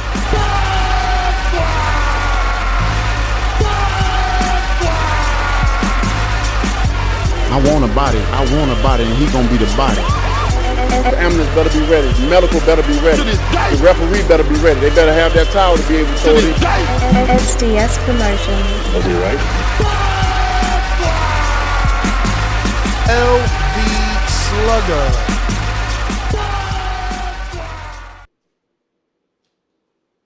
TBV, fellas, what up? Good morning. What's going on? What up? Yeah, man, we a day away from finally crowning the first super middleweight undisputed champ, man. So I'm definitely can't wait to see how shit play out. I'm standing on my stance, man. It's just I do think Caleb, got the size, the attributes in the ring that cause Canelo some problems, man. Him being the natural 168 pounder. And people gotta remember, Plant didn't take this fight when Canelo first offered to him like most of his opponents. He declined it. I'm not sure what it was 2 or 3 times till he finally accepted it. Yeah, I think it was more like 3 times before he finally accepted it. Yeah, you know what I'm saying? So, he wanted that 12-week VADA campaign. So, I think that's really gonna play show in the ring too, man. So I still think it's gonna be a draw. Canelo being the star he is in the sport, I think Caleb gonna go in that fight already about 2 rounds down, man. So even if he do come in and fight his heart out, man, I think it's gonna end up being a draw. But I'm betting about it. Justin, Jersey, what up? Yo, what up? Y'all hear me? Perfect. Y'all hear me? Cool. All right, real quick, man. Look, I think the earlier caller talking about how Plant is like a, Cuban fighter. He's got that kind of style. I think that was actually just kind of ridiculous, man. I think, he's in shape, but is he going to be like the experience factor for me is kind of what Plant has to prove to me. Is he a 12-round fighter? Can he sustain that movement for 12 rounds? He's only had 2 or 3 fights that went the distance was 12 rounds, right? So, I mean, I think that, I think Canelo's going to pull out with it because, I mean, just because he's in shape, you got to factor in stuff like conserving energy, stamina, all that stuff. I think Canelo's got more experience with that. I think he'll definitely give him problems. He's got a style to give him problems, but, I just think Canelo's going to pull out with the win. And, I think I agree with Ward. Like, his best chance is to come at him early. But that's why I think he's going to get knocked out. But that's my call. All right.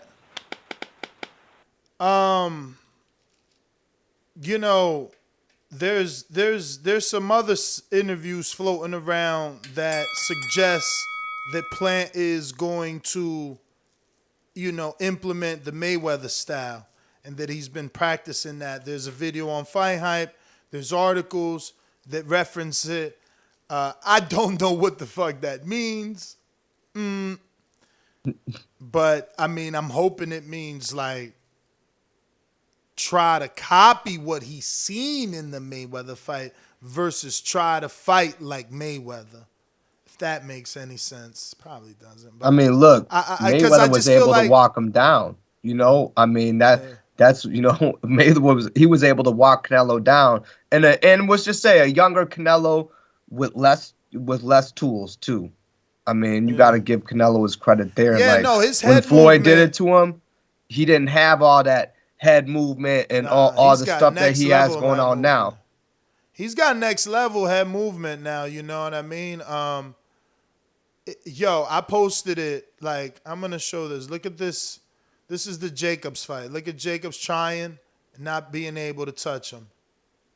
Yeah, man. I love how you doing the screen shares of this work with the guys, man. Canelo looking real spicy. Now look at Trout not being able to touch him. This was a long time ago, bro. My man's head work next level. He did get that Mayweather head move. Look at that. Those are zoomed in shots of that shit. Every fighter, look, Cotto, this is a legend not being able to do it. Same thing, and these guys are trying 3, 4, 5 punch combinations. He's dipping them all. Pop, pop, pop, pop, dippity dip. I'm too quick.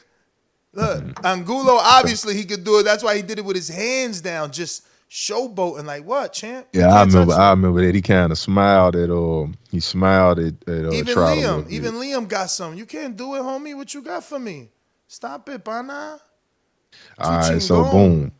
So Caleb in this situation, what target are these guys aiming for? Are they going for the head? You know what I mean? They were going for the head. But that's the thing. if he turns around and tries to like triple a jab to the body, he opened himself up for overhand right. It's Yeah, he dangerous. can't do that.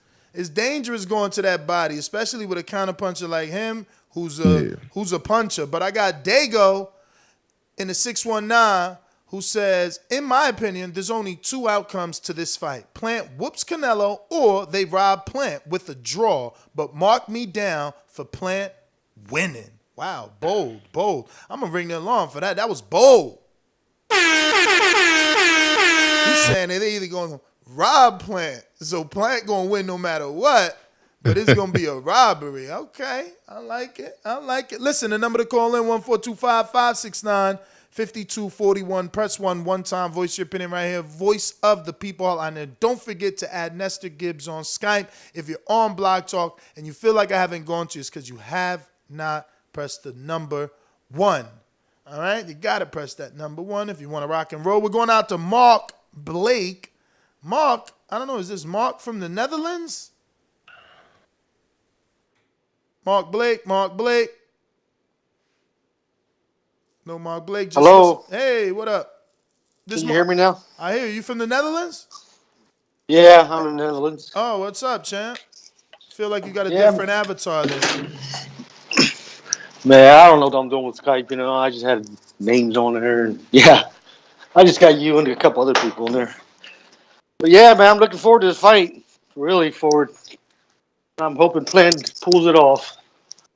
See he can do it. Keeps it the game plan, you know what I'm saying? Yes. What would be the game plan? Yes, what would be the game? Well, I'm thinking he needs to move around pretty quick. You know, use his feet.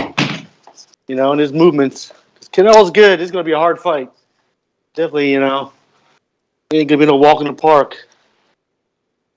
I think Billy Joe, the problem he had is I think he was a pretty inactive guy.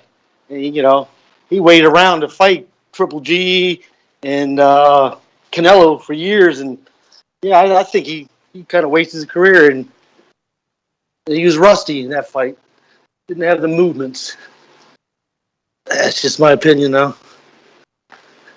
Hey, I was thinking about that pick. Remember that pick'em league you used to do? Yeah, man, I like that. That was great.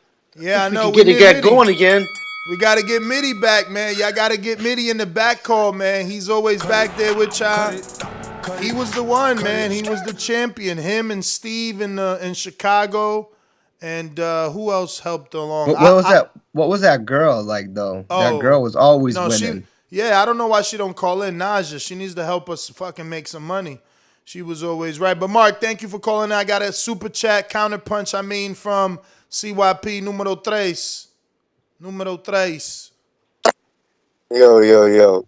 Y'all got 1,000 excuses for Canelo. Is it that the judges favor him or not?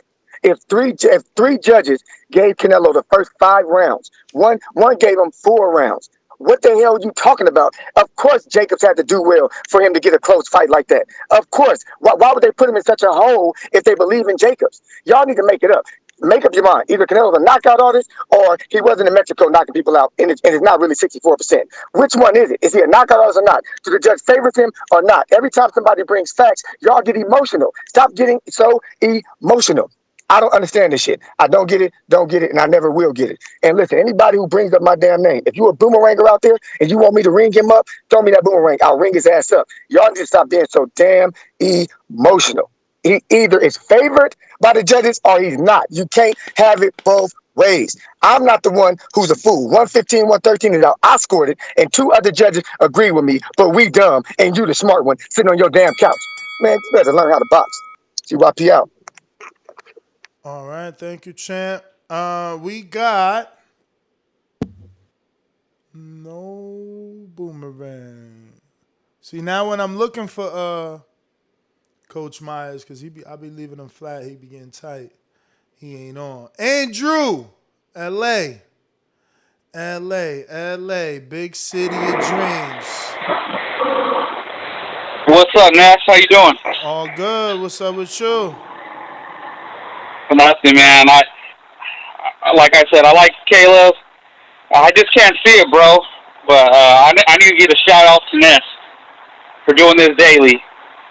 But I also got to give a shout out to the flat-footed Mexican, making more money than these heavyweights. Sponsored by D&G, now breaking arena records, selling more tickets than Fury and Wilder. You know, shout out to the redhead that's going to be in Undisputed. Less than 1 year. Come on, Ness.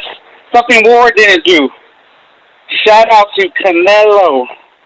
Fought more champs than Wilder, Andre, Charlo put together. Come on, bro. Come on. You guys are going to need to put respect on his name. That's all I'm saying, but I love the show, Ness. And keep doing what you're doing. Appreciate you. All right. Stay up, man. All right, we got a super chat from Big Money, Texas, Toledo. Damn, with mad guns in his avatar. Strapped up Sammy. Says, even all the legend Mexican boxers like Barrera are now giving Canelo his credit as the #1 Mexican boxer. GOAT of Mexico. History will be made in a couple of hours. Well, alrighty then, my friend. Alrighty then. Appreciate the love, and I'm sure that he loves your support. All right, we're going to go to Boom on another counterpunch, and he says, Ness, show some GGG footage. Oh, man, you got to send it to me and make sure it's a short clip. Don't be giving me long clips because they like the flag for that type of stuff, you know? What time to weigh in today? I will have to double check, but I thought it was 5. Kentrell, Phoenix, Arizona. Double checking before I go to you. I don't see no super bad. So go. Next, what's good? What up? Yo, I'm about to spit some facts, right? Plant, I don't think he can win. Y'all remember back in the day when, what's his name? When Canelo would lose and Oscar would pay off the referees? Now Canelo can pay off the referees. I mean, not referee, the judges. Now Canelo got the... Yes, Sway. He can't win, Sway. That's it. Well, all right. Yeah, man. You see, everybody's factoring into politics. I get it, because that's how I was thinking on the Wilder Fury one. So I get it, but I just don't feel that way this time. I think that it's an even playing field.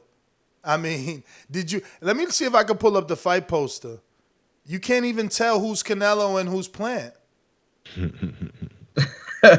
While you pulling up the fight poster, make sure you hit that thumbs up button, not just on this episode, but each and every episode of The Boxing Voice. You are now listening to the greatest, illest, trillest boxing podcast in the solar system. And don't forget December 11th, Winter Soldiers, Plant City, Florida. Book that early Christmas present. Come out, see the fights, hang out with the crew. This is The Boxing Voice. Yeah, the picture I'm specifically looking for ain't there, but like, you know, the similarities are all there. Look at this. Come on. Both with beards, both with hats, both with belts. They look alike, you know? Just moving on. Just moving on. Look at here. You know, both after a big win, looking all big-eyed. They look alike, bro. You know what I mean? Look at this fight poster. Canelo Plant. Look at right there. Both of them got freckles and shit on the face. They look alike. And then you go to the main fight poster, you know, which is not the one I wanted to send you. I'm talking about the dark one, the orange, the blue background with the orange letters. This is what we're seeing. You're talking about the actual fight poster, right? Actual fight, but it's not the actual. It's I not know, showing it ain't up one today. of those. I know what Nah, it's not showing up today. But if you can see this picture here with the full press conference, it's that fight poster behind them. Look at that. You can't tell who's who. Get out of here. Get out of here. Bro, listen. Judges, it ain't going to be no cheating this time. This is going to be a fair fight. You'll see. You really think that's really think that that's I'm on my Deontay stacked? Wilder shit, man. I'm on my Deontay Wilder shit. If you can't get mad at me, I'm only repeating Wilder. He got the complexion for the protection, and I'm talking about Plant. Speak it, believe it, receive it. Speak it, believe it, receive it. You on the Great White Speak Hope it, ship. believe it, receive it. I'm on America. About that Great White I'm Hope. on America needing another Great White man. Hope. Yeah, listen, America, if they had a Fury and a Plant, America, man, they about to make boxing great again. Speak it, believe it, receive. I'm telling you, look, you want to talk about politics? Those the politics right there you need to be thinking about. Yeah, man. I'm talking about Donald Trump about to show up to the fight. I don't know. Didn't they say that? Speak it, believe it, receive it. He went to Evander fight. I don't know, bro. Speak it, Like believe it, somebody receive tell it, man. me. Let's get Trump in there, man. Let's get Trump in the house. Man, man. look at you. You want Trump over there just for he can get the win. You terrible. Nah, yo, there's a lot of people want Trump back after this Biden guy. This guy. I want him to be ringside at the fight. You seen them ticket prices? Shit, he can afford it. I can't. So we got Roland, who says, pound for pound, number one doesn't necessarily make you the face of boxing. Ward and Bud were pound for pound number one, but never the face. Floyd and Canelo were both pound for pound number one and the face of boxing. If Plant beats Alvarez tomorrow, then who is the pound for pound number one and who is the face? Listen, again, Plant is different, man. Plant beats Canelo, he motherfucking is the face of boxing. Bruh, they will be having photo shoots with him and Fury on GQ doing the big and bigger. Yes. Remember that? Yo. Remember The Schwarzenegger and Danny DeVito? And it was like one leaning on the other? Yeah. That's what they gonna do. They gonna do with Tyson Fury and Keller Plant. If he beat Canelo, they gonna do a photo shoot like that. I'm telling you. I could see Kayla right now on a box of Wheaties, you know what I'm saying, at my local grocery store on the aisle. I hate to cut you off. Listen, man, he'll get so much shine and endorsements. Do Wheaties if even he wins? exist, He gonna though? be on the Gatorade bottle. He'll be on that shit. But do Wheaties even exist though? Like Wheaties? Yeah, Wheaties still exist, bro. Really? You ain't been eating them? I ain't seen them Hell shits. no, he don't eat no Wheaties. I ain't seen them He shits. eat Wheaties. Oh shit, we got a counterpunch for CYP. Nah. Sorry about that. CYP, sorry about that. Shout out JT for the plug. I ain't seen Wheaties in a while, champ. They exist. Yo. Let me know if y'all hear me. Yeah, you good. Okay, yeah. Dudes call in and do a lot of capping for Canelo as if he didn't lose to Floyd. Tried to beat Floyd and got kicked off the zone for trying to make his own boss moves and got referred to, hey man, you're an employee. You're an employee, so get in line if you want that payday. Get in line. He had to leave. And listen, I'm gonna give a challenge to anybody, any Canelo fans. You call in praising Canelo. Also mention the computer suspension. Mention that too. Don't graze over that. I want to see if y'all man enough to keep it real, because you always talking about how much money he's making, how much tickets he's selling.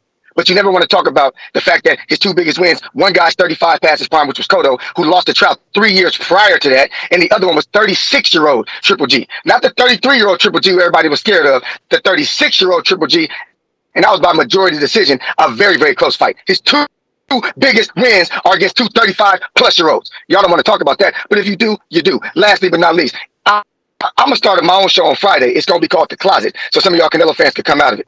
Peekaboo, you UIP out. All right. Well, CYP, you got another one because JT paid for one, so you might want to keep that in the cusp as a little fire, in case somebody say something, you could come back. We got a bunch of callers on Blog Talk. So shout out to anybody just listening. Do appreciate it. But if you do want to talk and you felt like you've been there for a while, it's because you haven't pressed the number 1, which doesn't notify me, which means I don't go to you, which means you stay on the long a little bit later and longer than what you would have liked. Don't be afraid to press 1. I remember I once upon a time used to listen to the Boxing Voice every day, and I was afraid to press the number 1. Because I was afraid to speak my mind, but have confidence in your thoughts and your perspective, and go and jump in. The water's fine. Don't be afraid to press 1. And if you're watching on YouTube, don't be afraid to hit that thumbs up button.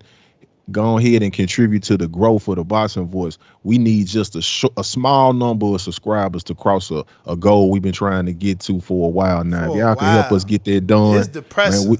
Man, we would be so appreciative. We just we don't even need 100 people. We don't even need 100 people, and there's more than 100 people watching. There's hundreds of people watching right now, and thousands of people that are gonna watch later today and going forward. Please, please, please hit that bell icon. If it ain't shaking, you ain't baking with the Boxing Voice. Shout out to Doomy. Make sure that you like and subscribe to the Boxing Voice. The illest, trillest, dopest. Tell me that they won't use that fight poster right there. Give it a few seconds and check the screen.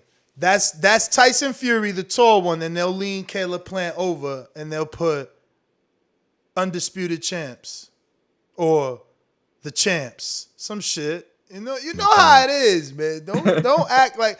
Tell me when y'all see it. Hell no, you a fool, Ness. They won't. Fucking twins, Danny DeVito and fucking Arnold. That's wild, bro. Tell me they won't use that, bro. Yeah. Tyson Fury and Caleb Plant, man. What? It's dope as hell, yo. Top Rank won't even care that he with PBC. Like, yeah, let's do a photo shoot. Absolutely. Yeah, man. You get your guy. We got our guy. Yeah. Let's put both the guys. Yeah. You know, they could be Bob the guys. Love that shit. Bob gonna love that shit. Man. Let me see who I got here. Who this? This is new caller. Usually this is Florida, Kissimmee, right? Let me double check. All right, definitely a new caller. Who this? Actually, before you answer that, man, let me dust this off. Uh-oh. I was gonna say you gonna play it, right? Ladies and gentlemen, making his professional debut. Welcome. Hello. 3, 2, 1. Yo, what up, Ness? What's up, brother? Who's this? What up, Ness? Man, it's Anthony, man. I see y'all on the 13th, December in Tampa. What's going on? Oh, what up, Ant? Yeah, you know what it is, man. Can't wait for the 13th, but calling to talk about that Plant Canelo. Talk to me. Yeah, like I feel like Canelo can win, obviously. I'm saying he Canelo, but I feel like Plant should is this Anthony the cruiserweight? Yeah, Ant, man, what's good? But the one that wants to fight, right? That's trying to fight Preston? Yeah. Okay. Just making sure. Yeah, I'm fighting anybody you put in there. But real talk though, like I think Plant can win easy if he because Canelo gonna give away the early rounds anyway. You know what I'm saying? You know, Canelo normally kind of take his time and give away the early rounds. So if Plant can stay on his jab and stay on his bike, early rounds easy. If you pressure him during the middle rounds, he can just coast on the end of the fight. You know what I'm saying? Because you still got to give Canelo some pressure. You can't just coast the whole fight. You know what I mean? So you got to. So I feel like if Plant does that, it should be easy. Well, all right, Ant. Thank you for calling in. Appreciate it. Let's see who else we got. And Ant was one of the guys that was just sitting there. So don't be the guy just sitting there. Press that number 1 if you feel I haven't got to you. Now, you don't have to press it multiple times because you will take yourself out of the queue. But it looks like we got yet another new, right? Am I right? I think I'm right again. Looks like we got another new caller. And this one is in Anaheim or California somewhere. Ladies and gentlemen, making his professional debut. 714. That was an accident. Hello, Ness. 714. What's up? Who's this? Jose from Santa Ana. Jose from What's up, bro? Santa Ana? Yeah, I'm a new caller. Oh, man, we appreciate it, man. Thank you for calling for the first time, man. Yeah. I just want to give my prediction on the Canelo Caleb Plant. Yeah. I think that people don't really talk about Caleb's hand injuries in the past. So maybe like that could play a factor in the fight.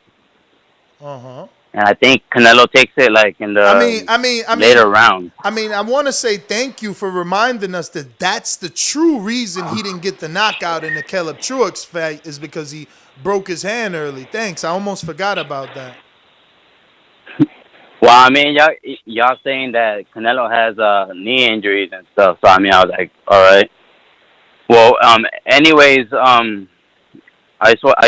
just excited for the fight on Saturday. So I just wanted to call you to say what's up. Well, thank you. And you said you're from Santa Ana in California, right? Yeah. All right. You're the man, Sir. champ. We appreciate your call. Yo. Yeah, man. Listen, I appreciate each and every one of you that continue to make this show international and global and all that greatness, man. Reaching state to state, making it great.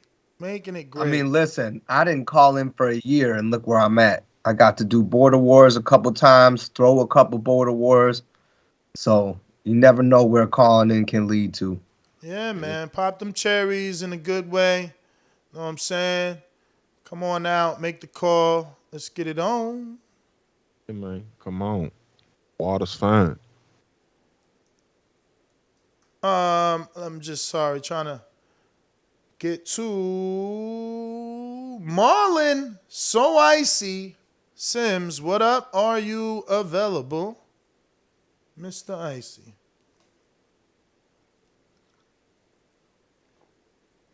And that looks like a possible no, meaning we're going to Julio on the super chat that says size of the ring for Canelo Plant. I don't think it matters. I think that Billy Joe and Canelo showed that it don't matter. Like Canelo showed us it don't matter. He gave Billy Joe the bigger ring and he still found a way to trap his ass. You know, if he's gonna trap, he's gonna trap. It's up to Plant to counter his ass and pivot out of them corners or them ropes. You know what I'm saying? Not to be on them ropes. CYP, your regular call. You strapped up. You got a regular and you got that counter punch that JT paid for. So, I don't know. You want me to skip you? I look like I got a new caller by the name of Paco up in here. What up, Paco? Yeah. We're going to save those. Both? Okay. Paco, what up? One time. Do.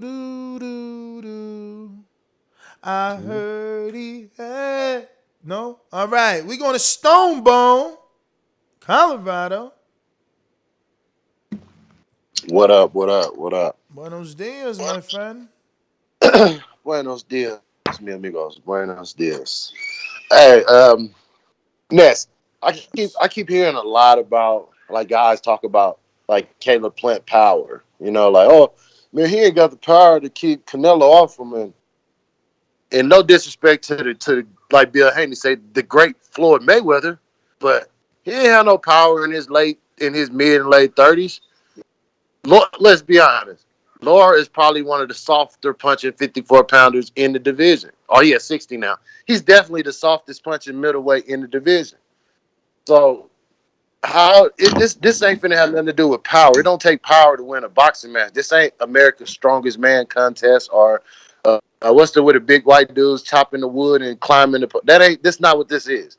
This is a boxing match, which implies hand speed, foot speed, and intellect, all these different things that goes in the ring of a boxing match. So the power ain't gonna be the issue, and Caleb should feel Ness.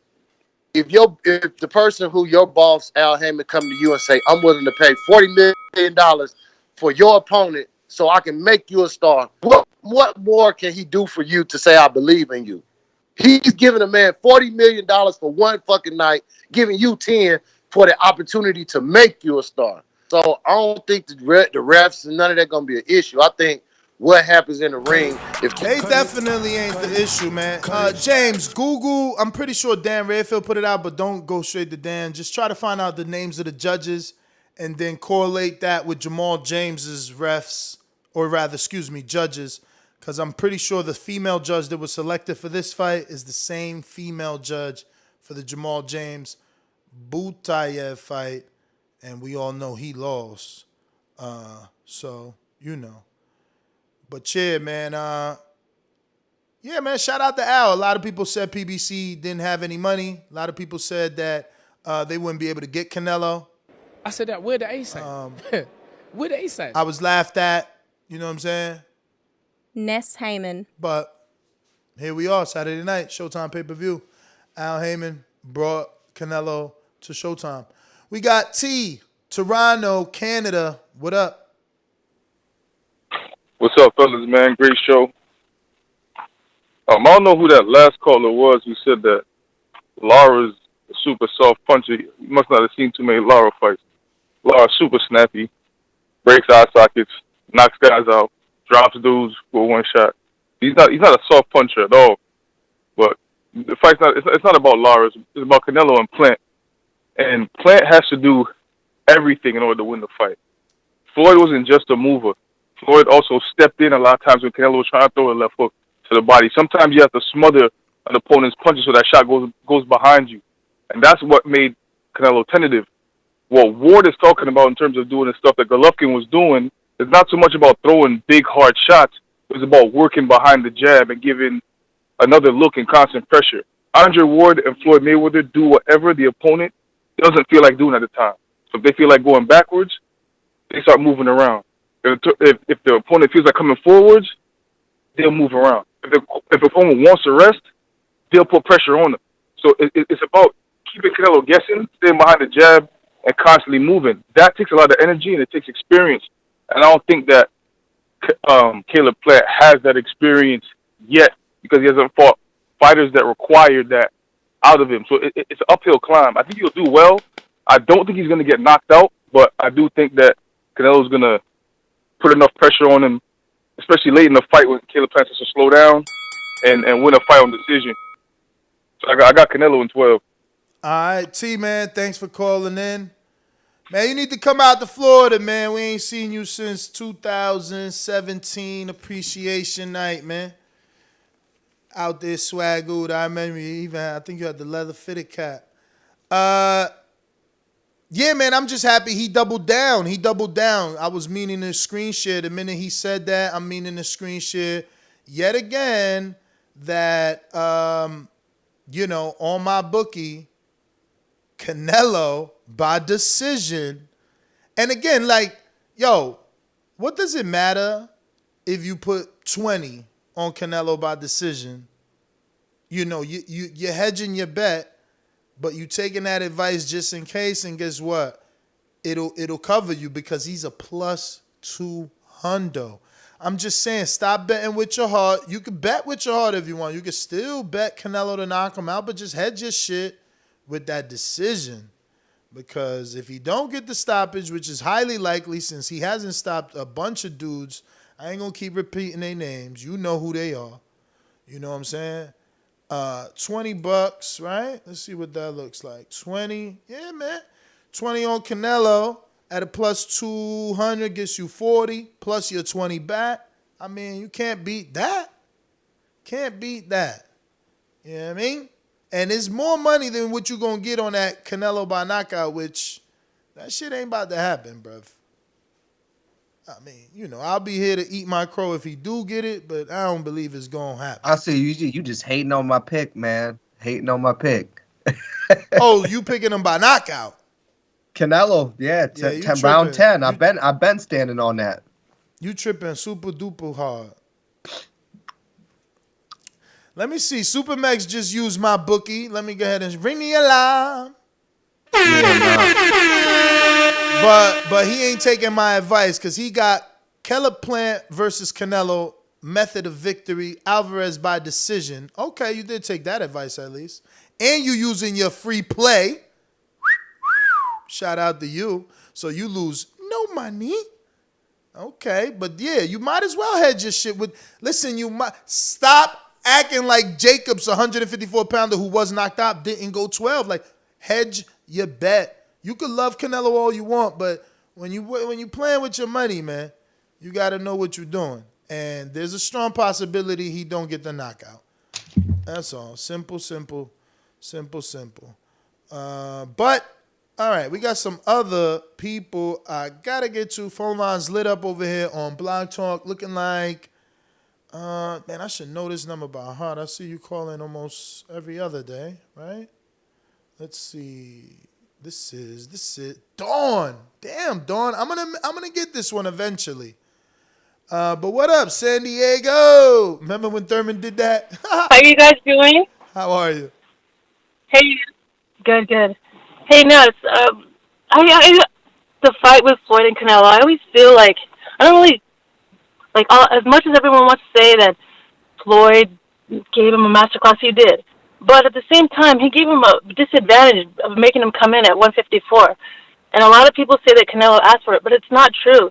If you watch the All Access on Showtime, episode 3, Eddie and Canelo are looking at an iPad and they're listening to Leonard Ellerbe, and he's talking about like how Canelo asked for it.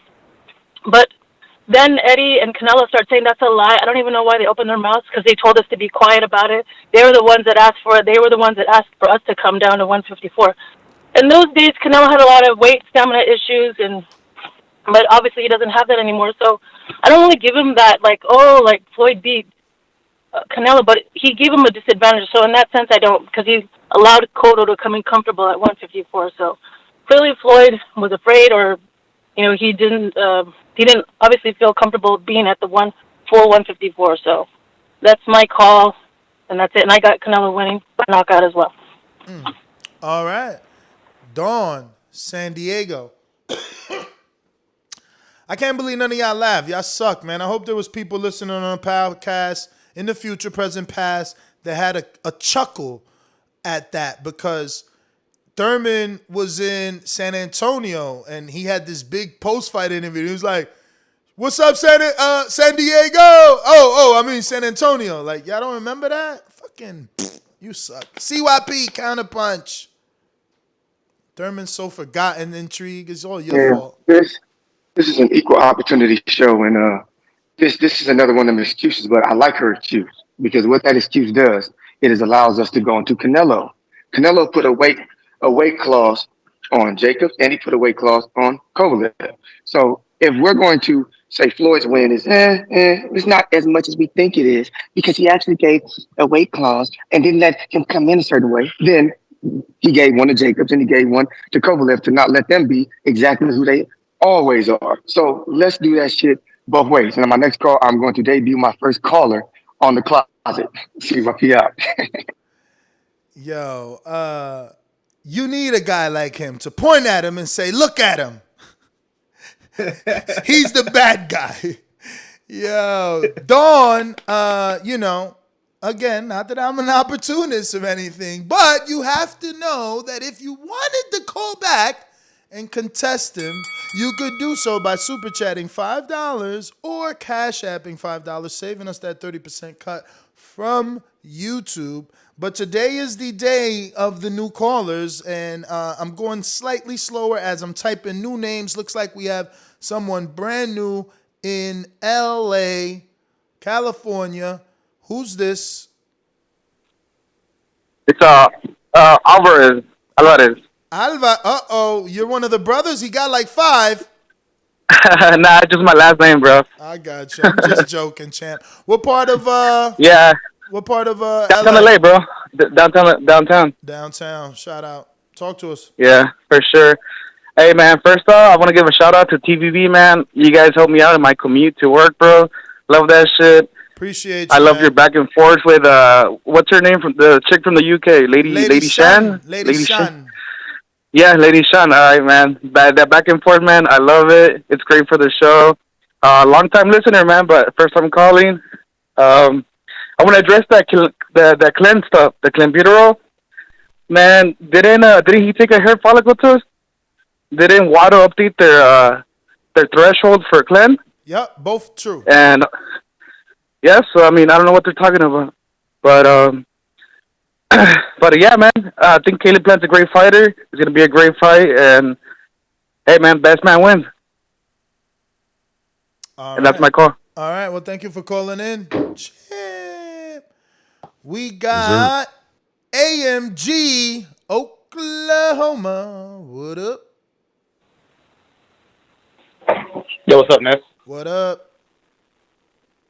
Loving all the shows, man. Keep it up. I just want to reference something about the just young Canelo in general when he did fight Floyd. I think we can all see. I mean, he used to headhunt way more than he does now. He also used to waste a lot more movement than he does now. I think those are some of the things that he has learned from. Like I said, in my opinion, it's only a handful of fighters that actually evolved and changed their styles from fight to fight, and you can see that they're learning, that they're growing, and Canelo's definitely towards the top of that list. Very, very few fighters do that, period. Some of our favorite fighters don't do that shit. They fight the same way every time. And then in regards to that last caller, people want to act dumb. Mexico is very known for having that computer issue, and there's plenty of precedent. It's not just Canelo. Plenty of Mexican athletes have tested positive for that. And then if your favorite fighter...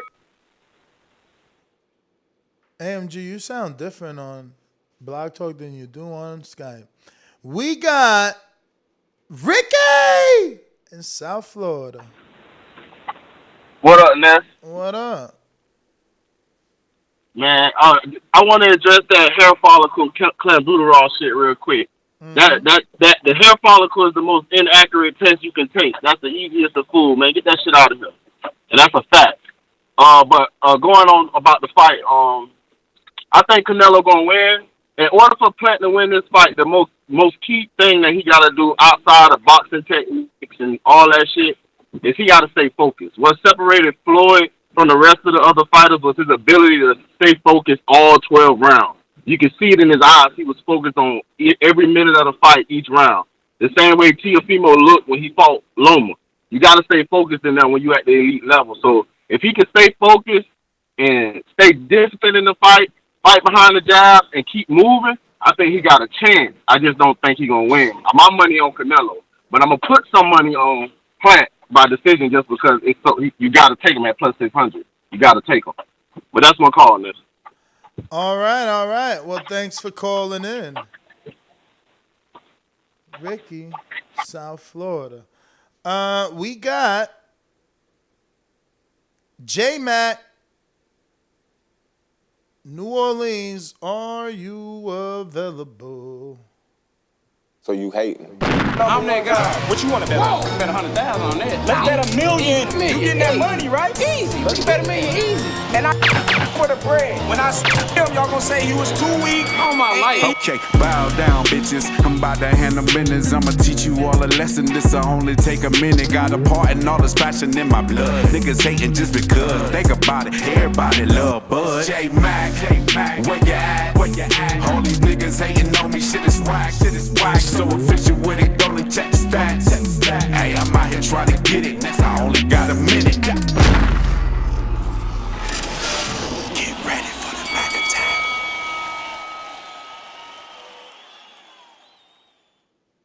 Yo, good morning. That's how it sound. Straight. All right. The lady down who called in about the 154 and all that. I mean, it's hearsay, he say, she say. The fact of the matter is Canelo agreed to it. He signed the contract and it was accepted. Both sides said he chose to go down. The other one saying he lied, but he got in the fight and got his ass whooped. All these callers calling in with these Canelo excuses, it just don't stop, man. That's why the dude need to be stopped, because y'all go accept whatever bullshit comes out with Canelo. He got the fact of the matter is the dude failed the drug test. Whether you want to say what they did afterwards and what have you, and Mexican is a built-in excuse. As much as a celeb Canelo is, he can actually stay away from that. So let's stop making excuses from like he ain't put himself in a situation. T called in and had a great call. He was wrong about Lauer's power. Lauer is a sharp puncher, but he's not an effective knockout puncher. Let me add a counter punch to my call, Ness. He's not a knockout puncher, and I'm a big Lauer fan, but when he stepped up in competition, he clearly was not knocking out dudes, but he was a sharp counter puncher. But what he also said, what I agree with his call, was that Caleb gonna have to be focused. He gonna have to be locked in and great in situations we haven't seen Canelo do. Fighters like Terrence Crawford, Andre Ward, and Floyd Mayweather, they dictators. They take the action. They actually think and focus the whole fight, and they made guys uncomfortable in doing things that they weren't comfortable with doing. And they seized the moments when fighters wanted to take breaks, like back up and think about how they want to situate. They normally came forward or they was doing something active to keep the fighter tired. And so that's what Caleb is going to have to do against Canelo. And I guess we're going to find out. And I know he's capable of it. But let's not forget Canelo is shorter. He has knee pads on. So, I mean, he has bad knees. And he's flat-footed. So I would love to see how Caleb dictates the action and takes those things away from him. All right. Mr. PBC. Mr. PBC, baby. BoxingWords.com. I'm the flyest. Canelo talking about he believe he can win. Go to my kitchen. Get the sharpest knife and cut the bullshit up. I don't care what you do good. I do every fucking thing great. Mr. PBC, baby. Yo, what it do? You know, it's a beautiful day in the neighborhood. Definitely, can't wait for this fight. My betting odds are, they're definitely, on my heart for I'm choosing, and then off my pockets what I'm choosing. I feel like, like I said before, I'm going to keep on saying it. You can't always take a punch and go through a punch. And I think that's what Canelo usually tries to do. And, his body punches is good. His catching people's head movement is real good. Sometimes you ain't going to always catch a dude. That's why I got Caleb Plant by a certain round and a certain decision. I got Canelo, okay, he definitely going to let it rounds get real heavy on motherfuckers. And I got him for that, too. So, I mean, at the end of the day, this is going to be a good fight. Shout out to Floyd for tapping that ass and showing him how to be a better fighter. Shout out for Caleb Plant for moving up or taking the opposition he needs to be a better fighter. All right, PBC, thanks for calling in. Going out to my guy. Yo, is you coming to Florida, fam? You know I'm putting pressure on you. Long Beach in the house. Yeah, and that's them flights looking good, bruh. $200 round trip. Yeah, I might be there for sure. But Caleb. So first of all, I'm gonna start by he's definitely not the great white hope. So he might as well fuck with us, how I see it, because that crossover not gonna work, man. He done put a line on his beard. I don't know if you know in white world, but if you line that beard up, you just made a line in the sand. Also, he has a taper. So for me, another thing is Canelo, man, is one of the most improved fighters. We never talk about fighters that are at the top that are improving, but I think we all can agree that Sean Porter has improved over the years. But Canelo has also, I think he's honed his natural skill, how he punches now is probably how he should have been punching for all these years prior to. I got him stopping Plant. He's going to punch all that old stovetop stuffing up out his ass. I don't see Plant lasting 12, and I don't really see many factors where Caleb is better than Plant. All that fainting, that's going to be nervous anxiety. I don't believe Plant has been in any limelight nearly this bright, and it's going to give him some nervous anxiety, and it's going to deplete his energy levels sooner. So I got Canelo by punching out stovetop out his ass. Yeah, man. I mean, I just hope people hedging these bets, man. They overlooking the boxing ability of Plant, the movement, the fact that that hasn't been around now. And I know I sound like a broken record now. I get it. I thought Billy wouldn't get knocked out because Billy, was a southpaw and was allegedly slick. So, I guess people thinking I'm counting Canelo out or I'm some sort of a hater, but if you're going to beat him, it's going to be because you are a boxer. But looks like we got Chino Latino. What up? Yo, what's up, man? What's good, bro? Hey, bro. If I were you, man, I'll bet my money on Canelo, man, because if you bet your money going with Plant, you're gonna lose some money, man. I don't think Plant's gonna beat him, bro. He ain't gonna beat him, man. Watch. Mark my words tomorrow, man. Anything could happen in boxing. Anything could happen. Plant could win, but I just don't see it, brother. You know what I mean? The guy doesn't have power, man. I've seen his fights, man. I've seen him fight that other guy who, Bolivita. Man, that dude Bolivita was giving it to him, man. Now imagine Canelo doing that, man. He's gonna KO that guy, man. You know, but much love to both fighters, man. Hopefully they put up a good fight. You know what I mean? I got you. Saludos a todos, man. No, gracias a usted.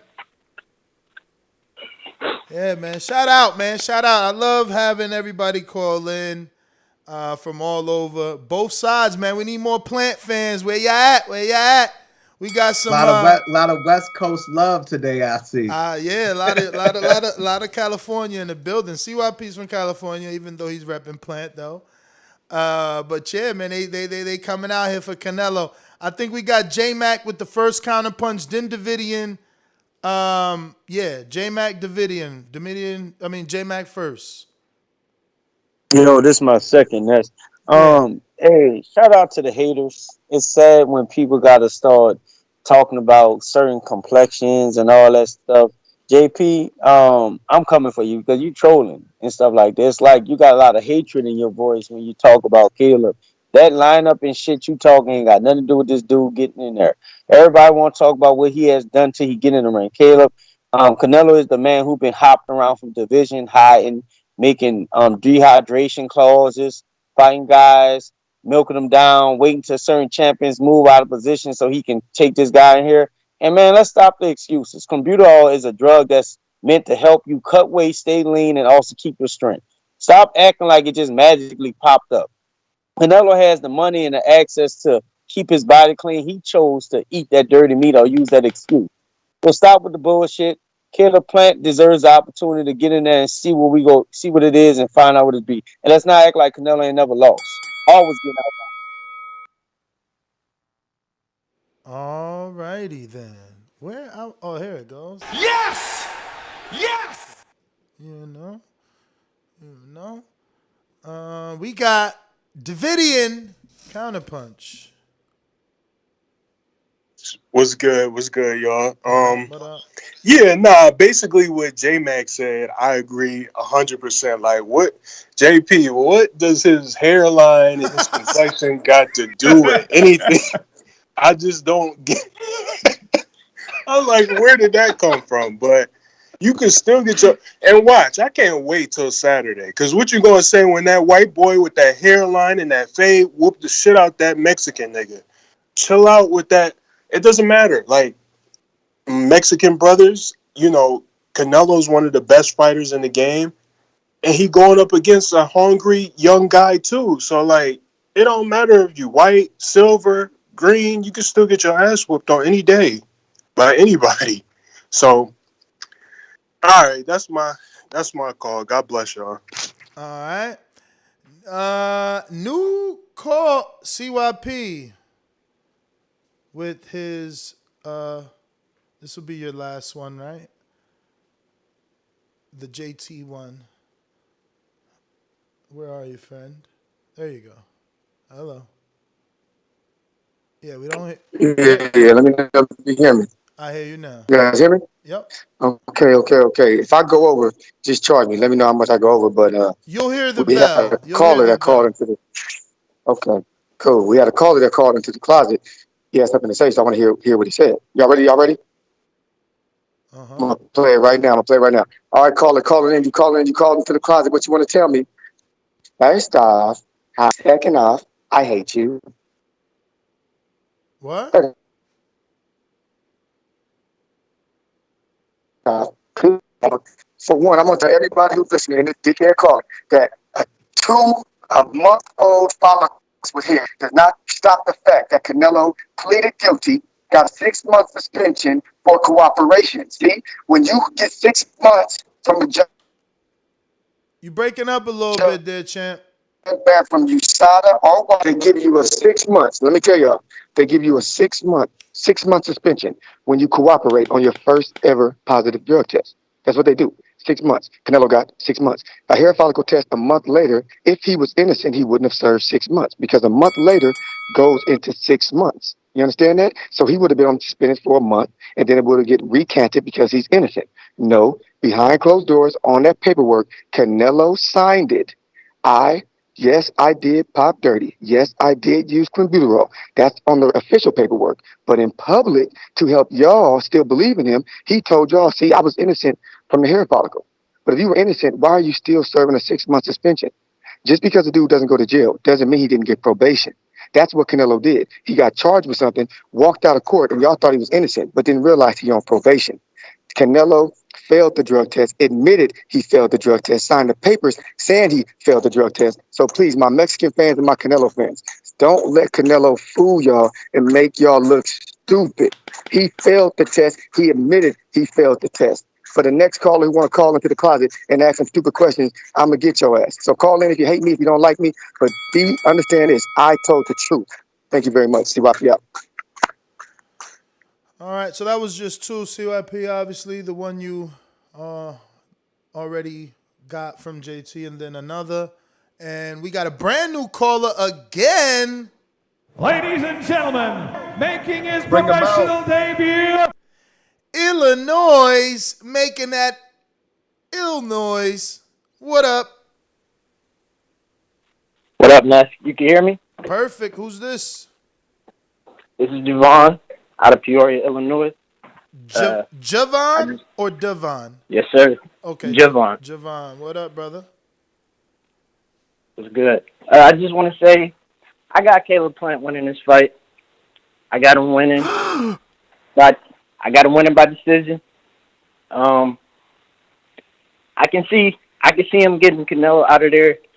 Probably, if he uses feints, his head movement, follow his game plan, he stick to the game plan. I see him getting him out of there by 10 rounds and up. But if he does lose, I won't be upset because it's probably a teaching lesson. Like, Floyd gave Canelo. This could be a teaching lesson for Plant to elevate his career. That's my call. All right. Alrighty then. I got a super chat from Julio Guzman that says, Trump is buds with UFC's Covington, who fights Saturday. So I guess he's saying he won't show up for Plant. And Christian Tapia sends a $10 Billy with no super chatty. But we appreciate the fatty anyway. We going out to no boomerangs yet. Then we're going to David Maldonado, New York City. What he done to the boxing world to be number one in the junior weight division. Corporal no shit, Peter Fowler no shit, the master no shit, I know it. I know every step of God.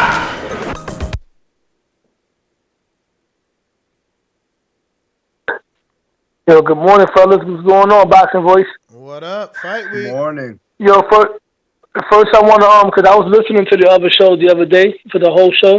I want to give my condolences to CYP. I heard what he had mentioned about, I think, someone, a friend of the family passing, whatever. I said my condolences.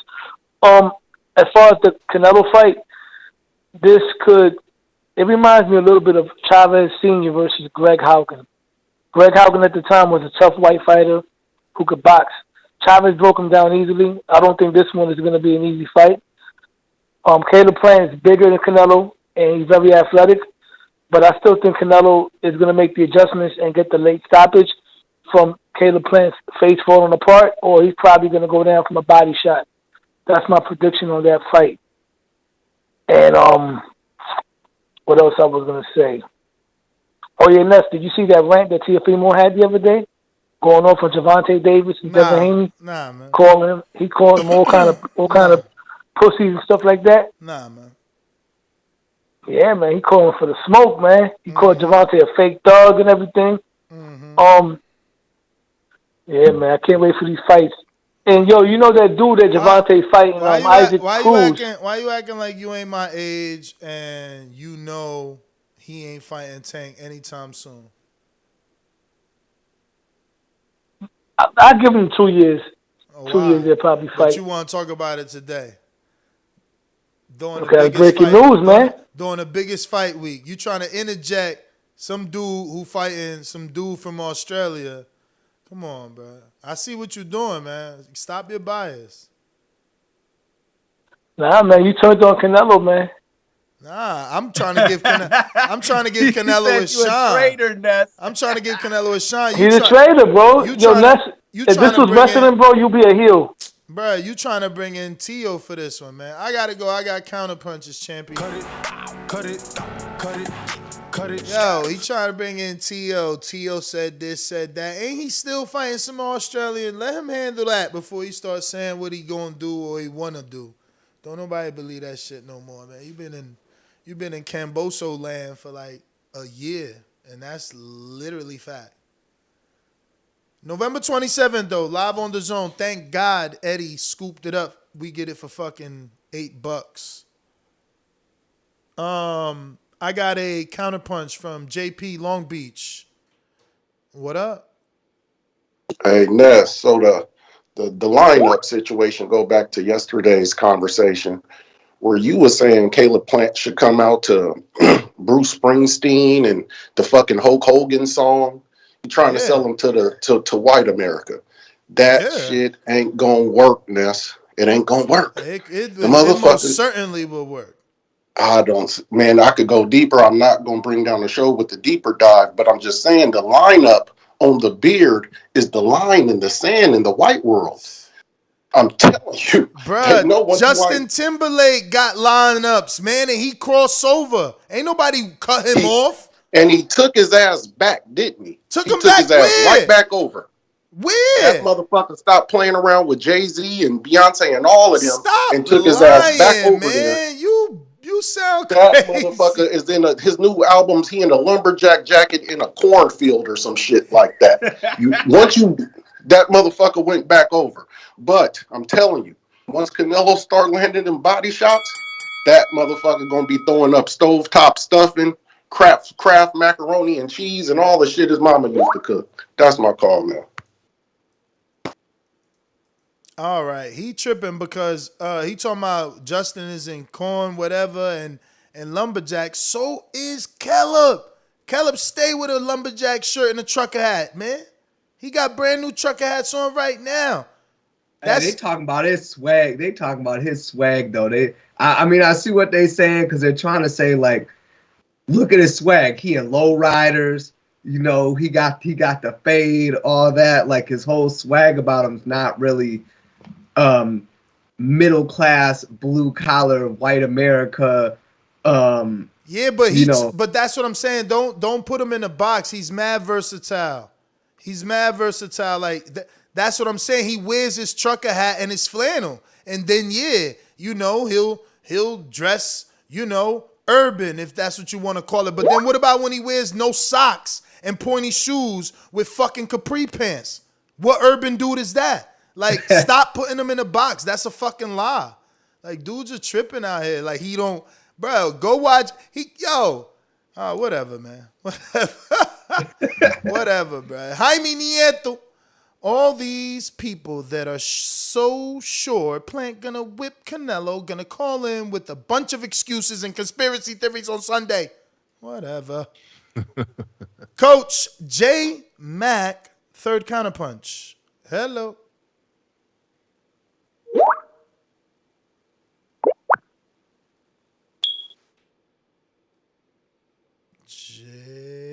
Yo.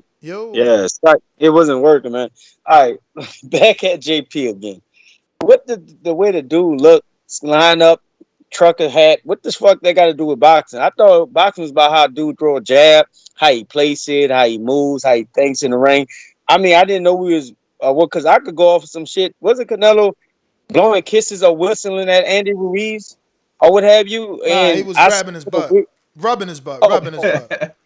Oh, rubbing? Oh, my God. That's even worse. So, I mean, I'm not going to even get into that, but, like, I'm not on it. What I'm on is, okay, Caleb Plant is maybe 6'1", maybe 6'2". He ain't afraid of Canelo, and I think a lot of you Canelo fans sense that. He slapped the shit out of Canelo in his face.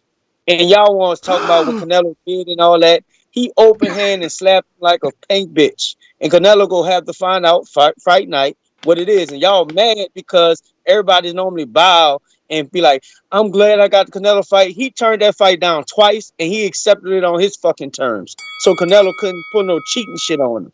Hey, accept it, man. Canelo may lose this fight. And y'all may have to live with it and go tear y'all posters up and shit like that. And whatever y'all doing and all that value shit y'all got in Canelo. Canelo getting his ass whipped this weekend. Cut it. I have the balls to work hard without testing positive for illegal substance. Why don't you have the balls to work hard without testing positive for illegal substance? The question was about the drugs, and the only thing you've talked about is blah, blah, blah, bullshit sweeping under the rug. Or what? Or what?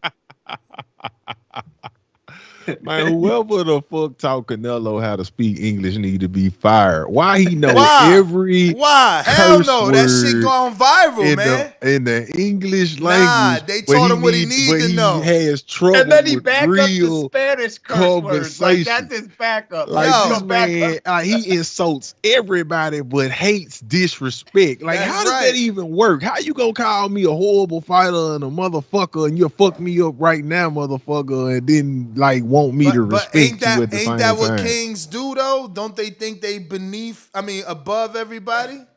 You shut the fuck up right now, motherfucker. I fuck you up right now, motherfucker. Shut the fuck up. And shut the fuck up. Or what? Shut the fuck up. Or what? You want payday? I know that. Yo, you better be careful, man. Canelo gonna see you like. Move him out of here. Hey, if Canelo saw me and was like, "Who the fuck is that guy?" Like, I would be fucking honored. You know what I'm saying? Because this fucking Canelo. Got a ring on the line. Look, the fire's coming. Are you ready for the fire? We're firemen. We are firemen. Igual wanna hacer. Okay. BoxingVoice.com. Hey, Nash, thanks. There's nothing better than a ringer, you know? I like that. Man, so much shit going on, huh? But, you know, we were talking a lot about fights with Canelo that went to 12, that shouldn't have gone to 12, people that he didn't knock out that maybe he should have, all this. But one thing Canelo had is all those different variables, right? Look at Caleb Smith's arm. Look at this guy, Rocky Fielding, here's a joke, whatever, but he knocked him out with a body shot. Another variable. He's just a terror, man. And I think the difference between this fight here is Plant got all those things and slick, and he's a little bit of mixture. We call that a sancocho, you know? A little bit of everything, which is beautiful. But at the end of the day, man, Canelo's got these things that he just busts you up. You know, what good is Plant's arms and all that? They all swolled up and the muscle knocked out. I got my bet in next, thanks, when it was at the 37, whatever the hell you taught me. 3,400. So I'm good. Yeah, I got that before. Thank you for teaching on, because that's another conversation. I look forward to everybody coming to Plant City. I'm going to be your host if you'll let me, show you where the mofongo is. But at the end of the day, what's going to stop this fight, whatever, is that variable. Because he's going to get his eye busted. He's going to get a thumb in his eye. This is one of those fights that everybody get hyped on, and then it gets stopped or something over something weird. That's what Cut it. Yes, sir. Well, you got lucky. You got to lock it in. So if we witness not only history, but the massive upset, we will both be, you know, extremely happy with the pockets. Let me just at least risk this. Oh shit! He fucking beat him. They gave it to him. Damn, I could have made another $100. TheBoxingVoice.com. You know, moving forward, I'm gonna just put together this team. It's the money team. I won $3,000 on the money line. I need to make some of this money. Use my code BETTBV on mybookie.ag. I can see this fight going a distance. I'm telling you. $560 off of $20. This message was brought to you by SDS Promotions.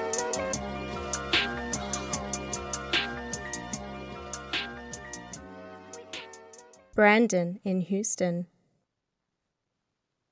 Shout out to Brandon, man, for all the fine music to keep us entertained. We last stopped off on Jaime Nieto. Christian Tapia back with another one. He says, I'm Mexican. Let me screen share this as I'm on top of them today. They didn't get ahead of me today. Oh, wait, wrong scene. Boom. All right, Christian Tapia says, I'm Mexican. My people are casuals. Canelo can win, but Plant got the jab to the left hook. Gonna force Canelo's counters, then slip and move. Jab, Plant via decision. Yeah, man. I said that too. Can you feel me? I said that too. All right, we got another one. Shout out to the best dad ever. Always in the chat. And he says Fulton versus Figueroa or Lopez versus Cam. Who's Cam? Lopez. Oh, Camboso. I believe, two laugh out loud emojis. I believe the choice is easy. Lopez needs to keep Tank name out his mouth. And whoever called it in, I want smoke. Who did say that? Oh, that was David Maldonado. But you got to understand, look, this is how the lineup goes. It's Teofimo Sr., Teofimo Jr., Punch Drunk Boxing, David Maldonado. That's how it goes. Those dudes are all in the same mindset. So, I say all that to say, forgive him. He can't help himself but to be biased. He's the one that said that they're adapting Tio as a Puerto Rican, even though he's Honduran. Like, he's a little on the desperate side. Fat $10 super chat from the lady. What I got? I ain't got nothing dope to. Well, we gonna play Shan's intro. That's right. Don't ask for the beef. All right. Bad Girl TKO. Every time I see your screen name, I always wonder, because I used to watch Bad Girls Club. I don't know about y'all. I used to watch that shit, especially when Natalie Nunn was in it. So I always wonder, like, is she really like a girl that was in Bad Girls Club? No? Or is just the screen name Bad Girl TKO because you're like a boxing fan? That being said, shit, so you're Dawn from San Diego. Floyd gave Canelo a disadvantage at 152 catch weight. Canelo didn't give Jacobs or Kovalev a catch weight. Ooh, that was for CYP. She super chatted instead of calling back. Damn. You might as well call in on Skype. That was a $10. I'd have gave you a counter punch to go at it with CYP. We got Potato Chip. Just putting some laughing out loud emojis. I don't know for what exactly, because, don't know when that happened. But shout out. Appreciate the love. And Supermax, who says, I'm officially calling out James Payne Lethal and my coach J-Mac to a 200 push-up bet on this fight. Because Plant is just the next name on the resume. Now, Supermax, you wildin'. That's 400 push-ups, bruv. That's what I was about to say. Like, bro, that's 200 separate. That's not just you do 200. Like, you don't have to double that up. And look, I get it. I get what he's trying to do. He think it's a long shot. But, bruh, 400, that's some shit you got to do. That's a lot. That's confidence that he ain't gonna have to do them 400 push-ups. I'll give him credit. That's confidence. He ain't expecting to do none of them push-ups. That's a lot to do. I don't care. That's a lot. Well, for me, that's just another workout. Ooh. So, he want 400. He want the 200 push-ups. James Payne Lethal Super Mix. It's nice to finally be. I heard you mention my name last night. It's nice to finally be addressed by you, sir. I do think that you are boxing voice legend, and I respect your cause. And I used to live in Texas, so I was listening then too. So yeah, man, challenge accepted, man. You want to challenge me? Yeah, I accept that 200 push-ups if Caleb not able to do that, and I'm still gonna eat my crow sandwich come Sunday if he can't get it done. But if he can get it done, I'll be seeing you doing your push-ups, chump. And hey, James. And you got to do them push-ups. So I know you in shape. I know you go to the gym. You got to do them 200 push-ups right on air. Well, see, check it. This how we gonna run it. You know what I mean? Like right now, I'm in physical therapy for my ACL tear that I suffered in my celebrity bout on September 17th. So I haven't been in the gym like I like to be with the frequency I like to be, but I done started to get the itch again and started to, warm my body up, doing a lot of calisthenics, just trying to do things that I can do upper body. So push-ups right now is right up my alley. So 200 push-ups, I definitely welcome that challenge, and I look forward to paying that debt if I have to. And even if I don't have to, just to show you the kind of guy I am, Supermax, I might even do half of the push-ups with you as you giving me 400 push-ups, because there'd be 2 from me and 2 from J-Mac. I might do a couple of hundred with you just because, that's the kind of guy I am. I like to put in work. You know what I mean? I'm a workaholic. I work, and I don't stop. You know what I mean? So that's the kind of guy I am. But yeah, that challenge is accepted, man. So, I'm interested to hear J-Mac in on it, but I definitely am throwing my name in there. He said he ain't worried about it. Plus, worst case scenario is just more exercise. He's scheduled to face Eddie Narvaez from Las Vegas for the chubby weight title on December 11th. And he said, y'all just will make him stronger when he punch Eddie in the face. You know what I mean? So this is once again, the number to call in is 1-425-569-5241. If you are on the line and you haven't pressed 1, that's why we haven't gone to you, champ. You got to hit the numero uno so that we can go to you, because we can't if you didn't. And you can add Nestor Gibbs on Skype to be part of the conversation as well.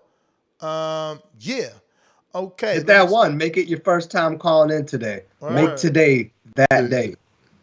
Everybody see it. All right. We got a CYP counter punch.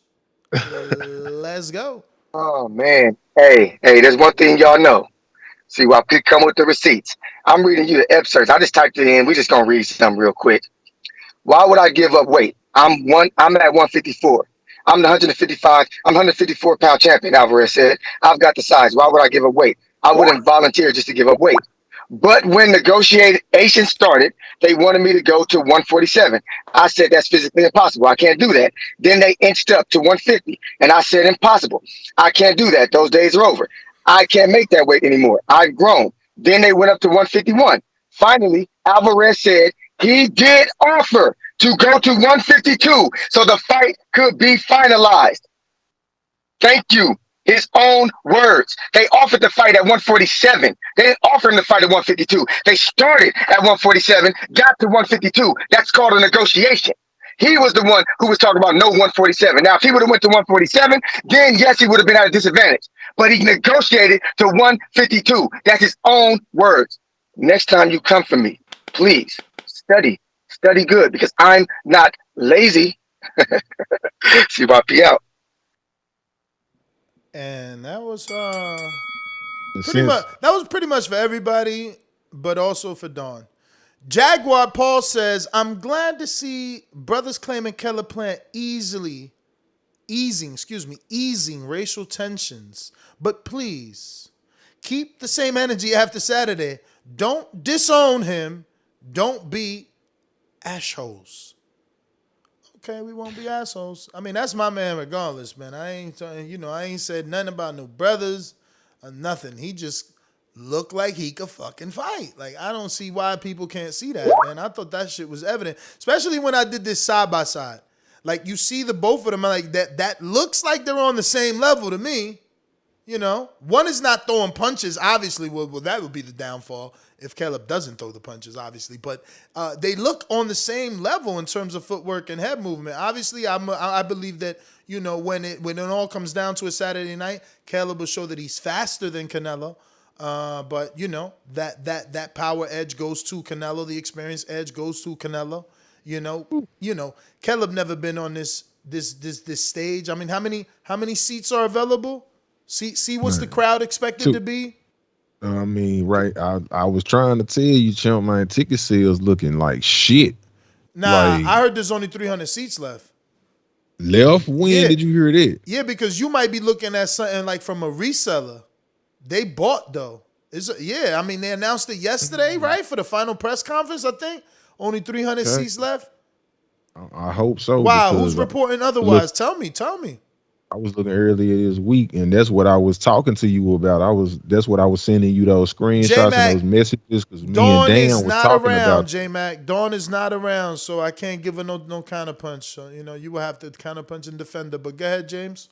Yeah, no, me and Dan were talking about that earlier this week because Dan is going to the fight, and Dan was like, "Man, this shit is wide open." He paid $1,000 for his seat. And he's gonna be like kind of upper lower bowl or whatever, but shit, man, you want those tickets are so expensive. And he was like, man, it's probably gonna be like a whack turnout. But then that's why I was asking you on one of the previous shows, is there a big walk-up crowd in Vegas that drops $1,000 for fight tickets? I mean, so I don't know, but if you say there's only 300 left, yeah, we gonna see because I'm pretty sure I watched that press conference. Shit, I even had that shit on my car speakers, bro. Like, I'm pretty sure they announced it was only 300 left now. Good for the fucking them. And I got the name of that judge, too. I remember you were saying that. What's her name? That's Patricia Morse Jarman. Now, am I right? Did she also, let me Google it. I could do the Jamal James fight. Did you check that, though? Yeah, I got it right here. Oh, so she did fight. She did. Yeah, she did the Jamal James, whatever the fuck. Boutia. So what did I say? What did I say when y'all said that shit? And by y'all, I don't mean y'all as the co-host. I mean y'all as the listeners, the super chatters, the fucking free commenters in the box. When they said, "Oh, he ain't gonna win," it's Canelo. I said, "Bruh, you tripping." Yo, they already got a judge in the back. Listen, that judge seen Jamal James win. Like, bet the draw. Remember I told you on Friday, bet the draw. I know all week I ain't said that, but now that he confirmed it, because I see so much information, it's hard to remember. He confirmed it. It's the same judge. We just seen her judge a scorecard on Saturday. Last Saturday, ladies and gentlemen. Last Saturday, she somehow found Jamal James winning, right? What was the scorecard? Let's see here. Jamal James. I better bet that draw and that Caleb. Telling you. Shit real in the streets out here. All right, while he do that, we going to J-Mac, we said never while mind, I'm pulling it up, some other notable fights that she was a judge for. She judged the Ugas and Pacquiao, the Devin Haney and Jorge Linares. Oh, that might have been what I heard. The 300 tickets left for Bud and Porter. That could be true. I might have heard that. I'm going to get them scorecards right now. A lot of times I feel like, I mean, at least for maybe smaller events, I feel like people do walk up and buy tickets. Not everybody commits right away to buying something. Now, that's a huge fight, so I think they do that. But, I mean, it's in Vegas, man. If I won $5,000 in the casino, I might go buy me a couple of $1,000 tickets to go see that fight. I mean, you never know. People just be in Vegas to be in Vegas. I got me a new caller here, Mr. Trayvon. What up? On mute. You good? What up? Yeah, can you hear me? Yep. Yeah, I was just calling because this is my first time calling, but I was trying to get on there. I appreciate y'all. I was trying to get on there my bookie, but I got Chime, so for some reason they won't let me What you mean, upload. It's like the online financial banking app. Yeah. You can't put money on it in stores though, boss. Oh, okay. I can but with my bookie, there's mad way you could use to deposit money. Yeah, you could use Bitcoin. You could use your credit card. You could link your PayPal. It's all types of options to get that bread in. So what if you got like cash? Can you just like go get like a Visa card and or you could pull up at a 7-Eleven or a CVS or like one of them stores. If you're on the My Bookie, then you'll just like, it should have a cash option and it should tell you stores where you can walk in. They'll give you a barcode that you should be able to scan. Okay, that makes sense. Because I sure was trying to do it for the Shakur fight, but I missed it. I'm like, damn. Bro, they accept Ethereum, Litecoin, Bitcoin Cash, Ripple, MoneyGram, Damn. Visa, MasterCard. You know, I'm using my Visa. And hey, you ain't catching him though. He's saying like, I'm using cash. Like, how can I put this in? No, he can use MoneyGram. MoneyGram. Okay. Yeah. All right. Yeah, I ain't want to take up too much of y'all time, but yeah, I'm definitely trying to bet on this fight though. You know, I'm gonna bet on the draw. And then I'm gonna bet on Canelo by decision. And I'm gonna hedge it with a little bit of Plant by decision. So yeah. I'm gonna see what's up, man. People got me nervous about Canelo knocking him out though in that cut, but you know I'm a ride with the decision for now.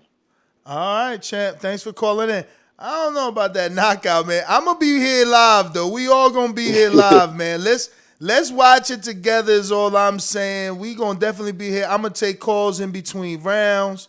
You know, it's gonna get crazy because. I don't know if he knock out Plant, man. That's some wow. I ain't see you there. My bad, Joe. Info Joe is beast. You better check Box Rick. Yeah, man. Shout out to everybody using the code BETTBV when placing your bet on mybookie.ag. Let's go! Smoke with you. Come on. Info Joe is a beast. Check Box Rick. Undefeated punchlines, better place your bet. The number one call, fought my way up the ranks. Border wars fighter, going hard in the pain. Boxing scene writers call me spectacular. Yo, good morning, TBV. What up, champ? You sounding good. You having a good day, man. huh? I'm off today, man. I'm happy, man. Working 13, 14 hours all week, man. I'm happy to be off, man. Enjoying the morning with TBV. What's up, Big Game James Payne Lethal? Adrian, what's up, champ? What's good? Adrian, tell your son I said, what's up, man? Keep that training going. Man, I'm trying, brother. That's right. Hey, man, first things first, man, shout out to all my Cali people, man. Diego, LA, and the Bay, man. This is the most I ever heard in a long time. People calling in from Cali, man. Represent, yo. James Payne, man. My heart is with Caleb, man. I'm hoping that he win, man. But I'm picking Canelo by decision, brother. Like I said yesterday, I see Caleb winning the early rounds, man. But I see Canelo coming on strong in the later rounds, man. I'm picking Canelo by decision, man. It's gonna be. I hate the undercard though, man. We got a good fight this weekend, but the undercard look like shit though. But shout out to the boxing guys, man, in the community, man, for calling in. Hit them thumbs up. But I'm looking forward for a good fight though, man. But I'm hoping I'll be happy if Caleb won, man. But hey, Super Mex, I'm with you. If Caleb wins, I'm picking Canelo, man. I do them push-ups, man. You know what I'm saying? I got 100 for y'all. How about that? I do it live. I'll shoot the video in, and we can do it like that. I'm with you, Super Mex. But that's all I got, champs. Peace. Peace. I got a super chat from... Waiting for it to pull up. All right. Well, both J-Mac, J-Mac, you didn't actually pay for it, but CYP, you did pay for Dawn. Dawn hung up.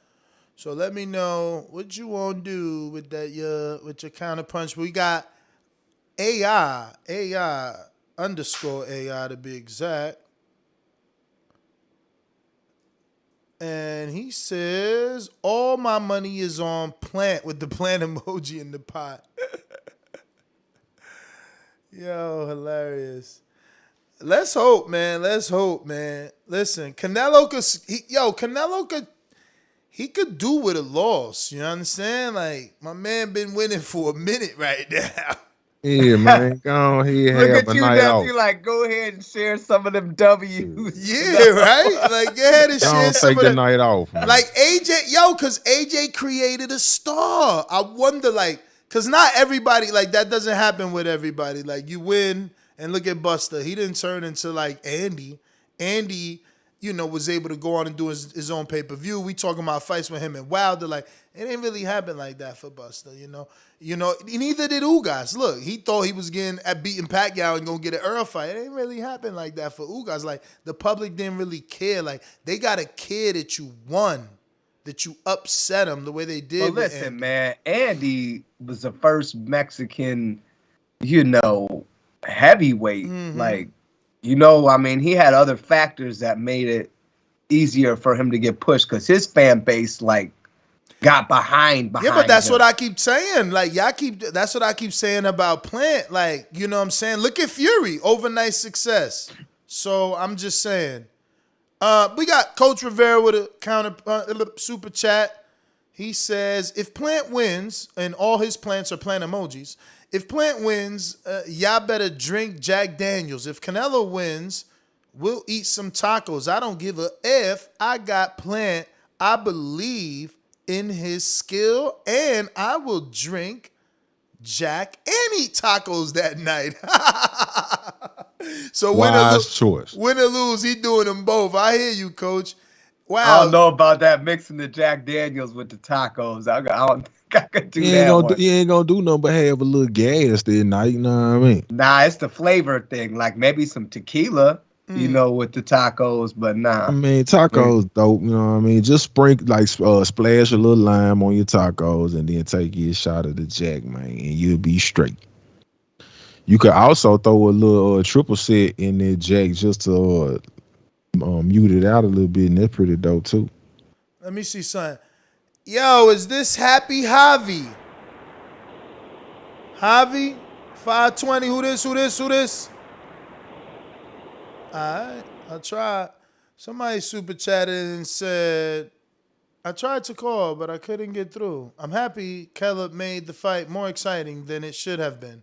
I hope he gives it his all, but I see Canelo winning this fight between 5 and 7 rounds by KO, TKO. All right, Happy Javi. And we got Boomerang J-Mac, right? We didn't go to your Boomerang yet, did we? I don't think so. Is that a no? I guess. All right. Cool. Which means CYP, we owe you. So what are you doing? Oh, J-Mac, what up? I'll take it. Boy, you be fresh. I'm telling you, I got to get to that button, man. Oh, I ain't know. Nah. Oh, I ain't know. So I owe you your Boomerang or what? Yeah, you do.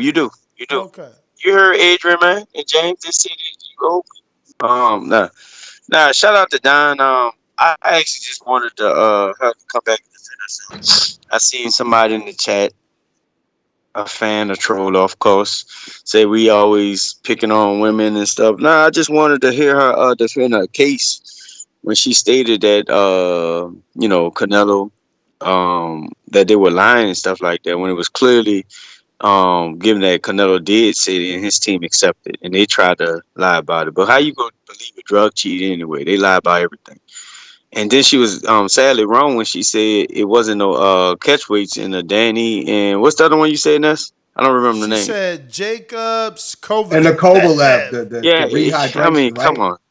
Like I don't see why people get here and defend Canelo like that. It's like they sound crazy with the everything. But shout out to her anyway. Definitely would love to keep her around. And Plant go stop Canelo. Wow. I'm starting. Now he's saying stop. Uh-oh. Cut it. Well, damn. CYP is on you. Is on you.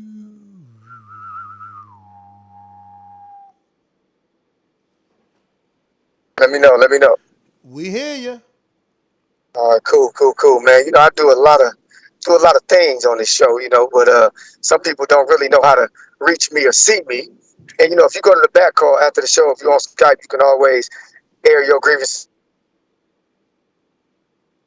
And there we gonna welcome, and then you'll stop saying all that dumb shit live. That's what we do back there. We baptize you so you come here and know what you're talking about. But if you also want to see me for real in a different light, just subscribe to my channel, yo.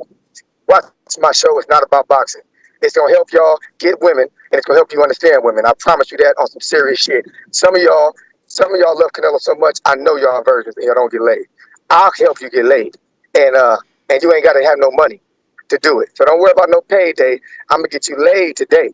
It's Friday. You ain't got no job. CYP out.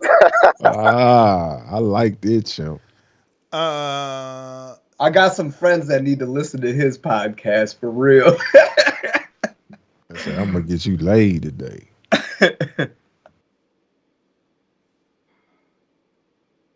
Yeah, CYP, I'm gonna send someone over to your channel. He needs your help extremely bad.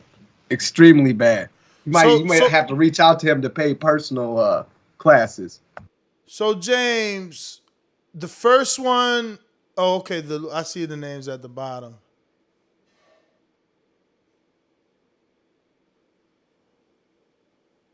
What's up? What's up? I mean, I don't know why they hating on her then. Like, okay, because she gave the 7th. Is that the 7th she gave to him, and no one else did? Okay, so that's why they talking shit about her. So she gave the 7th. I don't even remember that round. I mean, look, I wasn't scoring it round by round. But whatever. She is the judge that scored the Jamal James fight. Her name is Patricia Jarman. And she scored round what looks like number 7 for Jamal James instead of Butaev, who everyone else obviously scored 7 for Butaev. So yeah, she's with the WBA. And by WBA, I mean what benefits out. Yeah. Yo, what benefits my pocket? Let's go, Patricia. Get me that money off that $10. I need that money. Excellent. Because, yo, truth be told, I still win more off Plant if he wins than I do off Canelo. Not that I want you to lose just so I can line my pockets, Canelo. The Axiom. Happy Friday to TBV, to the chat, and to all the millions of fight fans across the world. Well, shout out to you, champ. Appreciate you. And we got Boom back with another one. That's definitely numero 3, man. Shout out, Boom. Shout out. Over here showing love and shit. Damn, no. Okay. All 5. I got 5 on it. Got it. He said Plant needs to win and bring his fights to Atlanta. Trust me, he would get a big following here. Oh yeah. I'm sure, man. I'm sure. Like I'm not really. I'm actually not really sure. I'm. It's going through my mind, and I'm like, wait, why again? No. You come back to Nashville, man. Yeah, man. Like, why are we taking him to Atlanta? I'm almost like, wait. Hey, listen. He could turn it into Plant Atlanta. I'm just saying. Oh, okay. That was pretty good. Let me see. Am I missing anything? Keem in Florida. Are you available?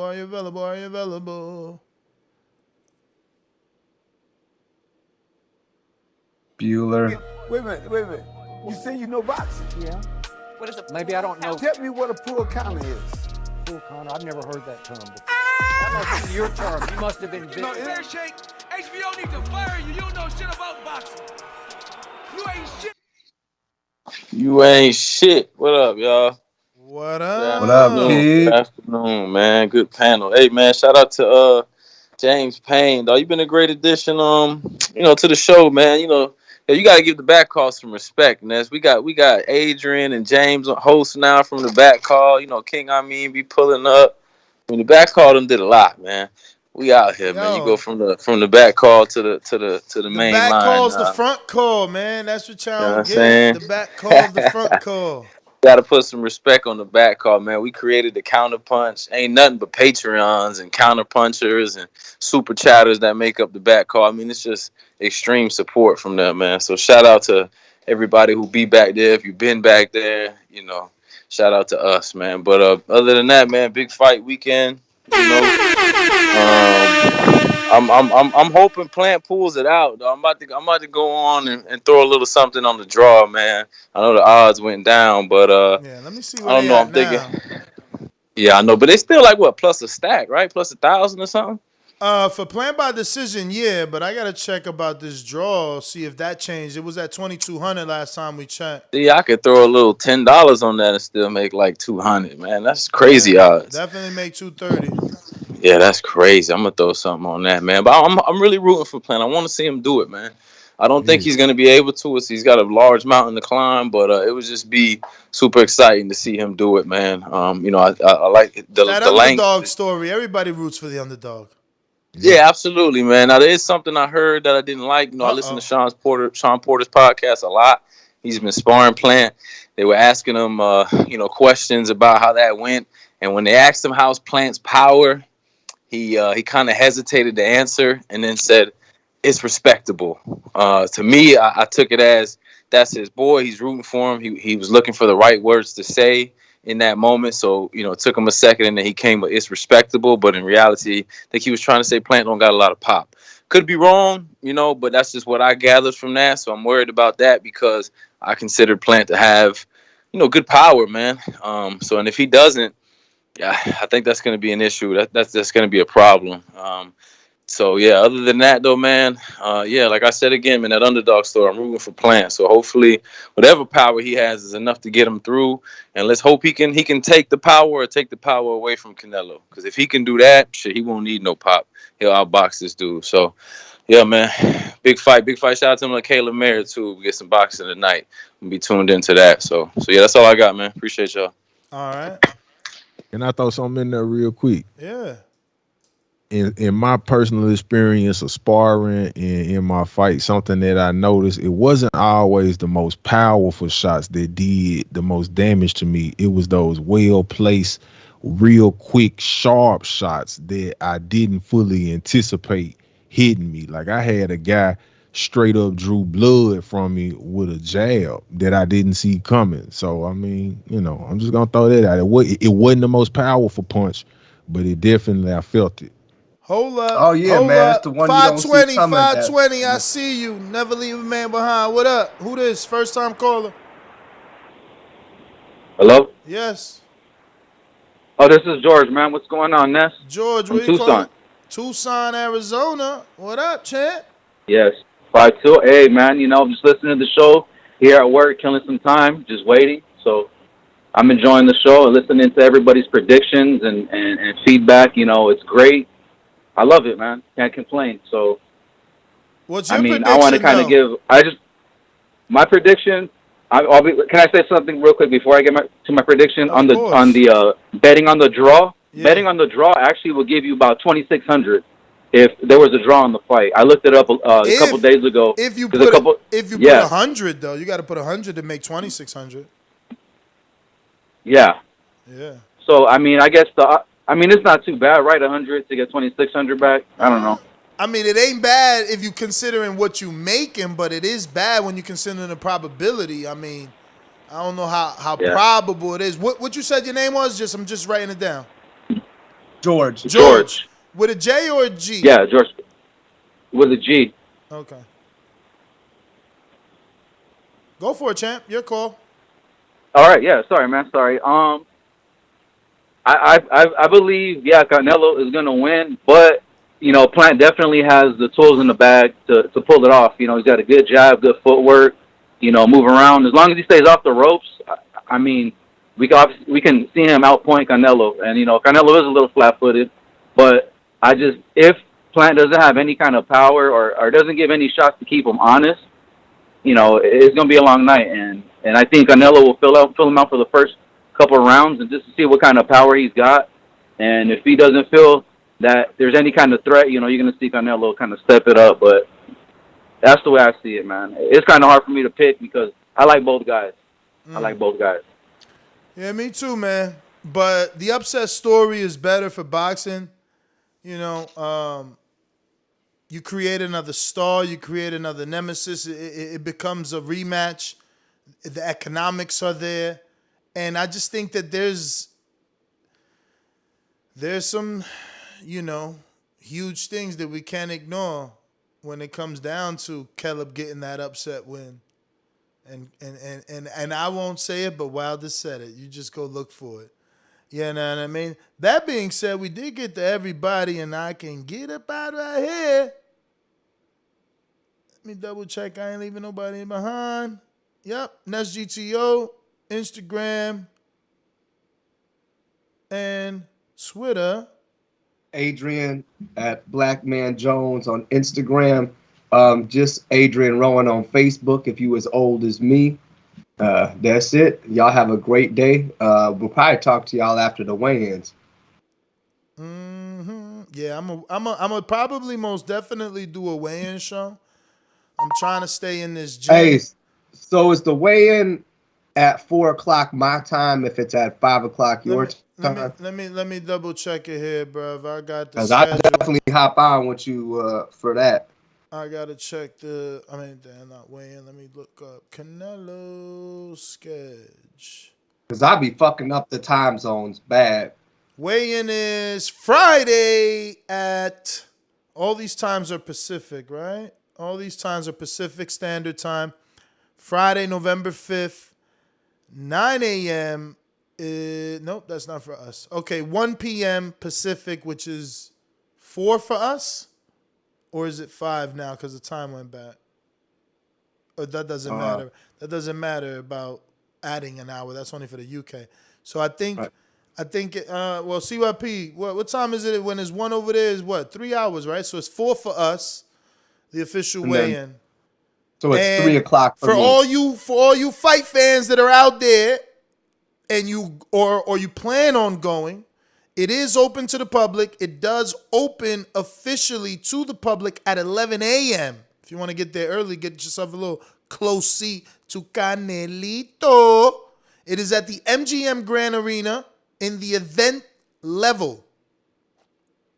Showtime pay-per-view begins at pay-per-view weigh-in, that is, which is free, begins at 1 p.m. Non-televised undercard weigh-ins, the guys that will not get any TV time, that'll be 12 o'clock. And remember that the first fight begins at 3:05. Doors open at 3 o'clock, which is insane. They expect you to run to your seats and shit. So what does that mean for me, Ness? Because I'm on, man. You know I don't do the time zone thing. You're central though. You're only 1 hour behind us. Okay, so it's 3 for me, 4 for you. Yeah, it should be. All right. Got to make sure I get back from the gym by then. I got 1,000 on you, Chico. That's bet more. Your money is safe. You hear him all cocky. Somebody said, I got 1,000 on you, Canelo. He said, bet more. Your money is safe. I love his English though. I can't hate his English, yo. Nez GTO, Instagram and Twitter. Catch us on the next one. Yeah, man. After the weigh-in, let's see. Hopefully they give us some spice. Because remember, he pushed Jacobs at the weigh-in. So let's see. Jacobs ain't nearly get under his skin as Caleb. So hopefully something goes down. They better not put the little glass in between either. They better let him get right. That would add to it. Then so you want them to put the little thing in between? Yeah, because then somebody could get fake tough and like slap on it like, motherfucker, what is wrong? You know what I'm saying?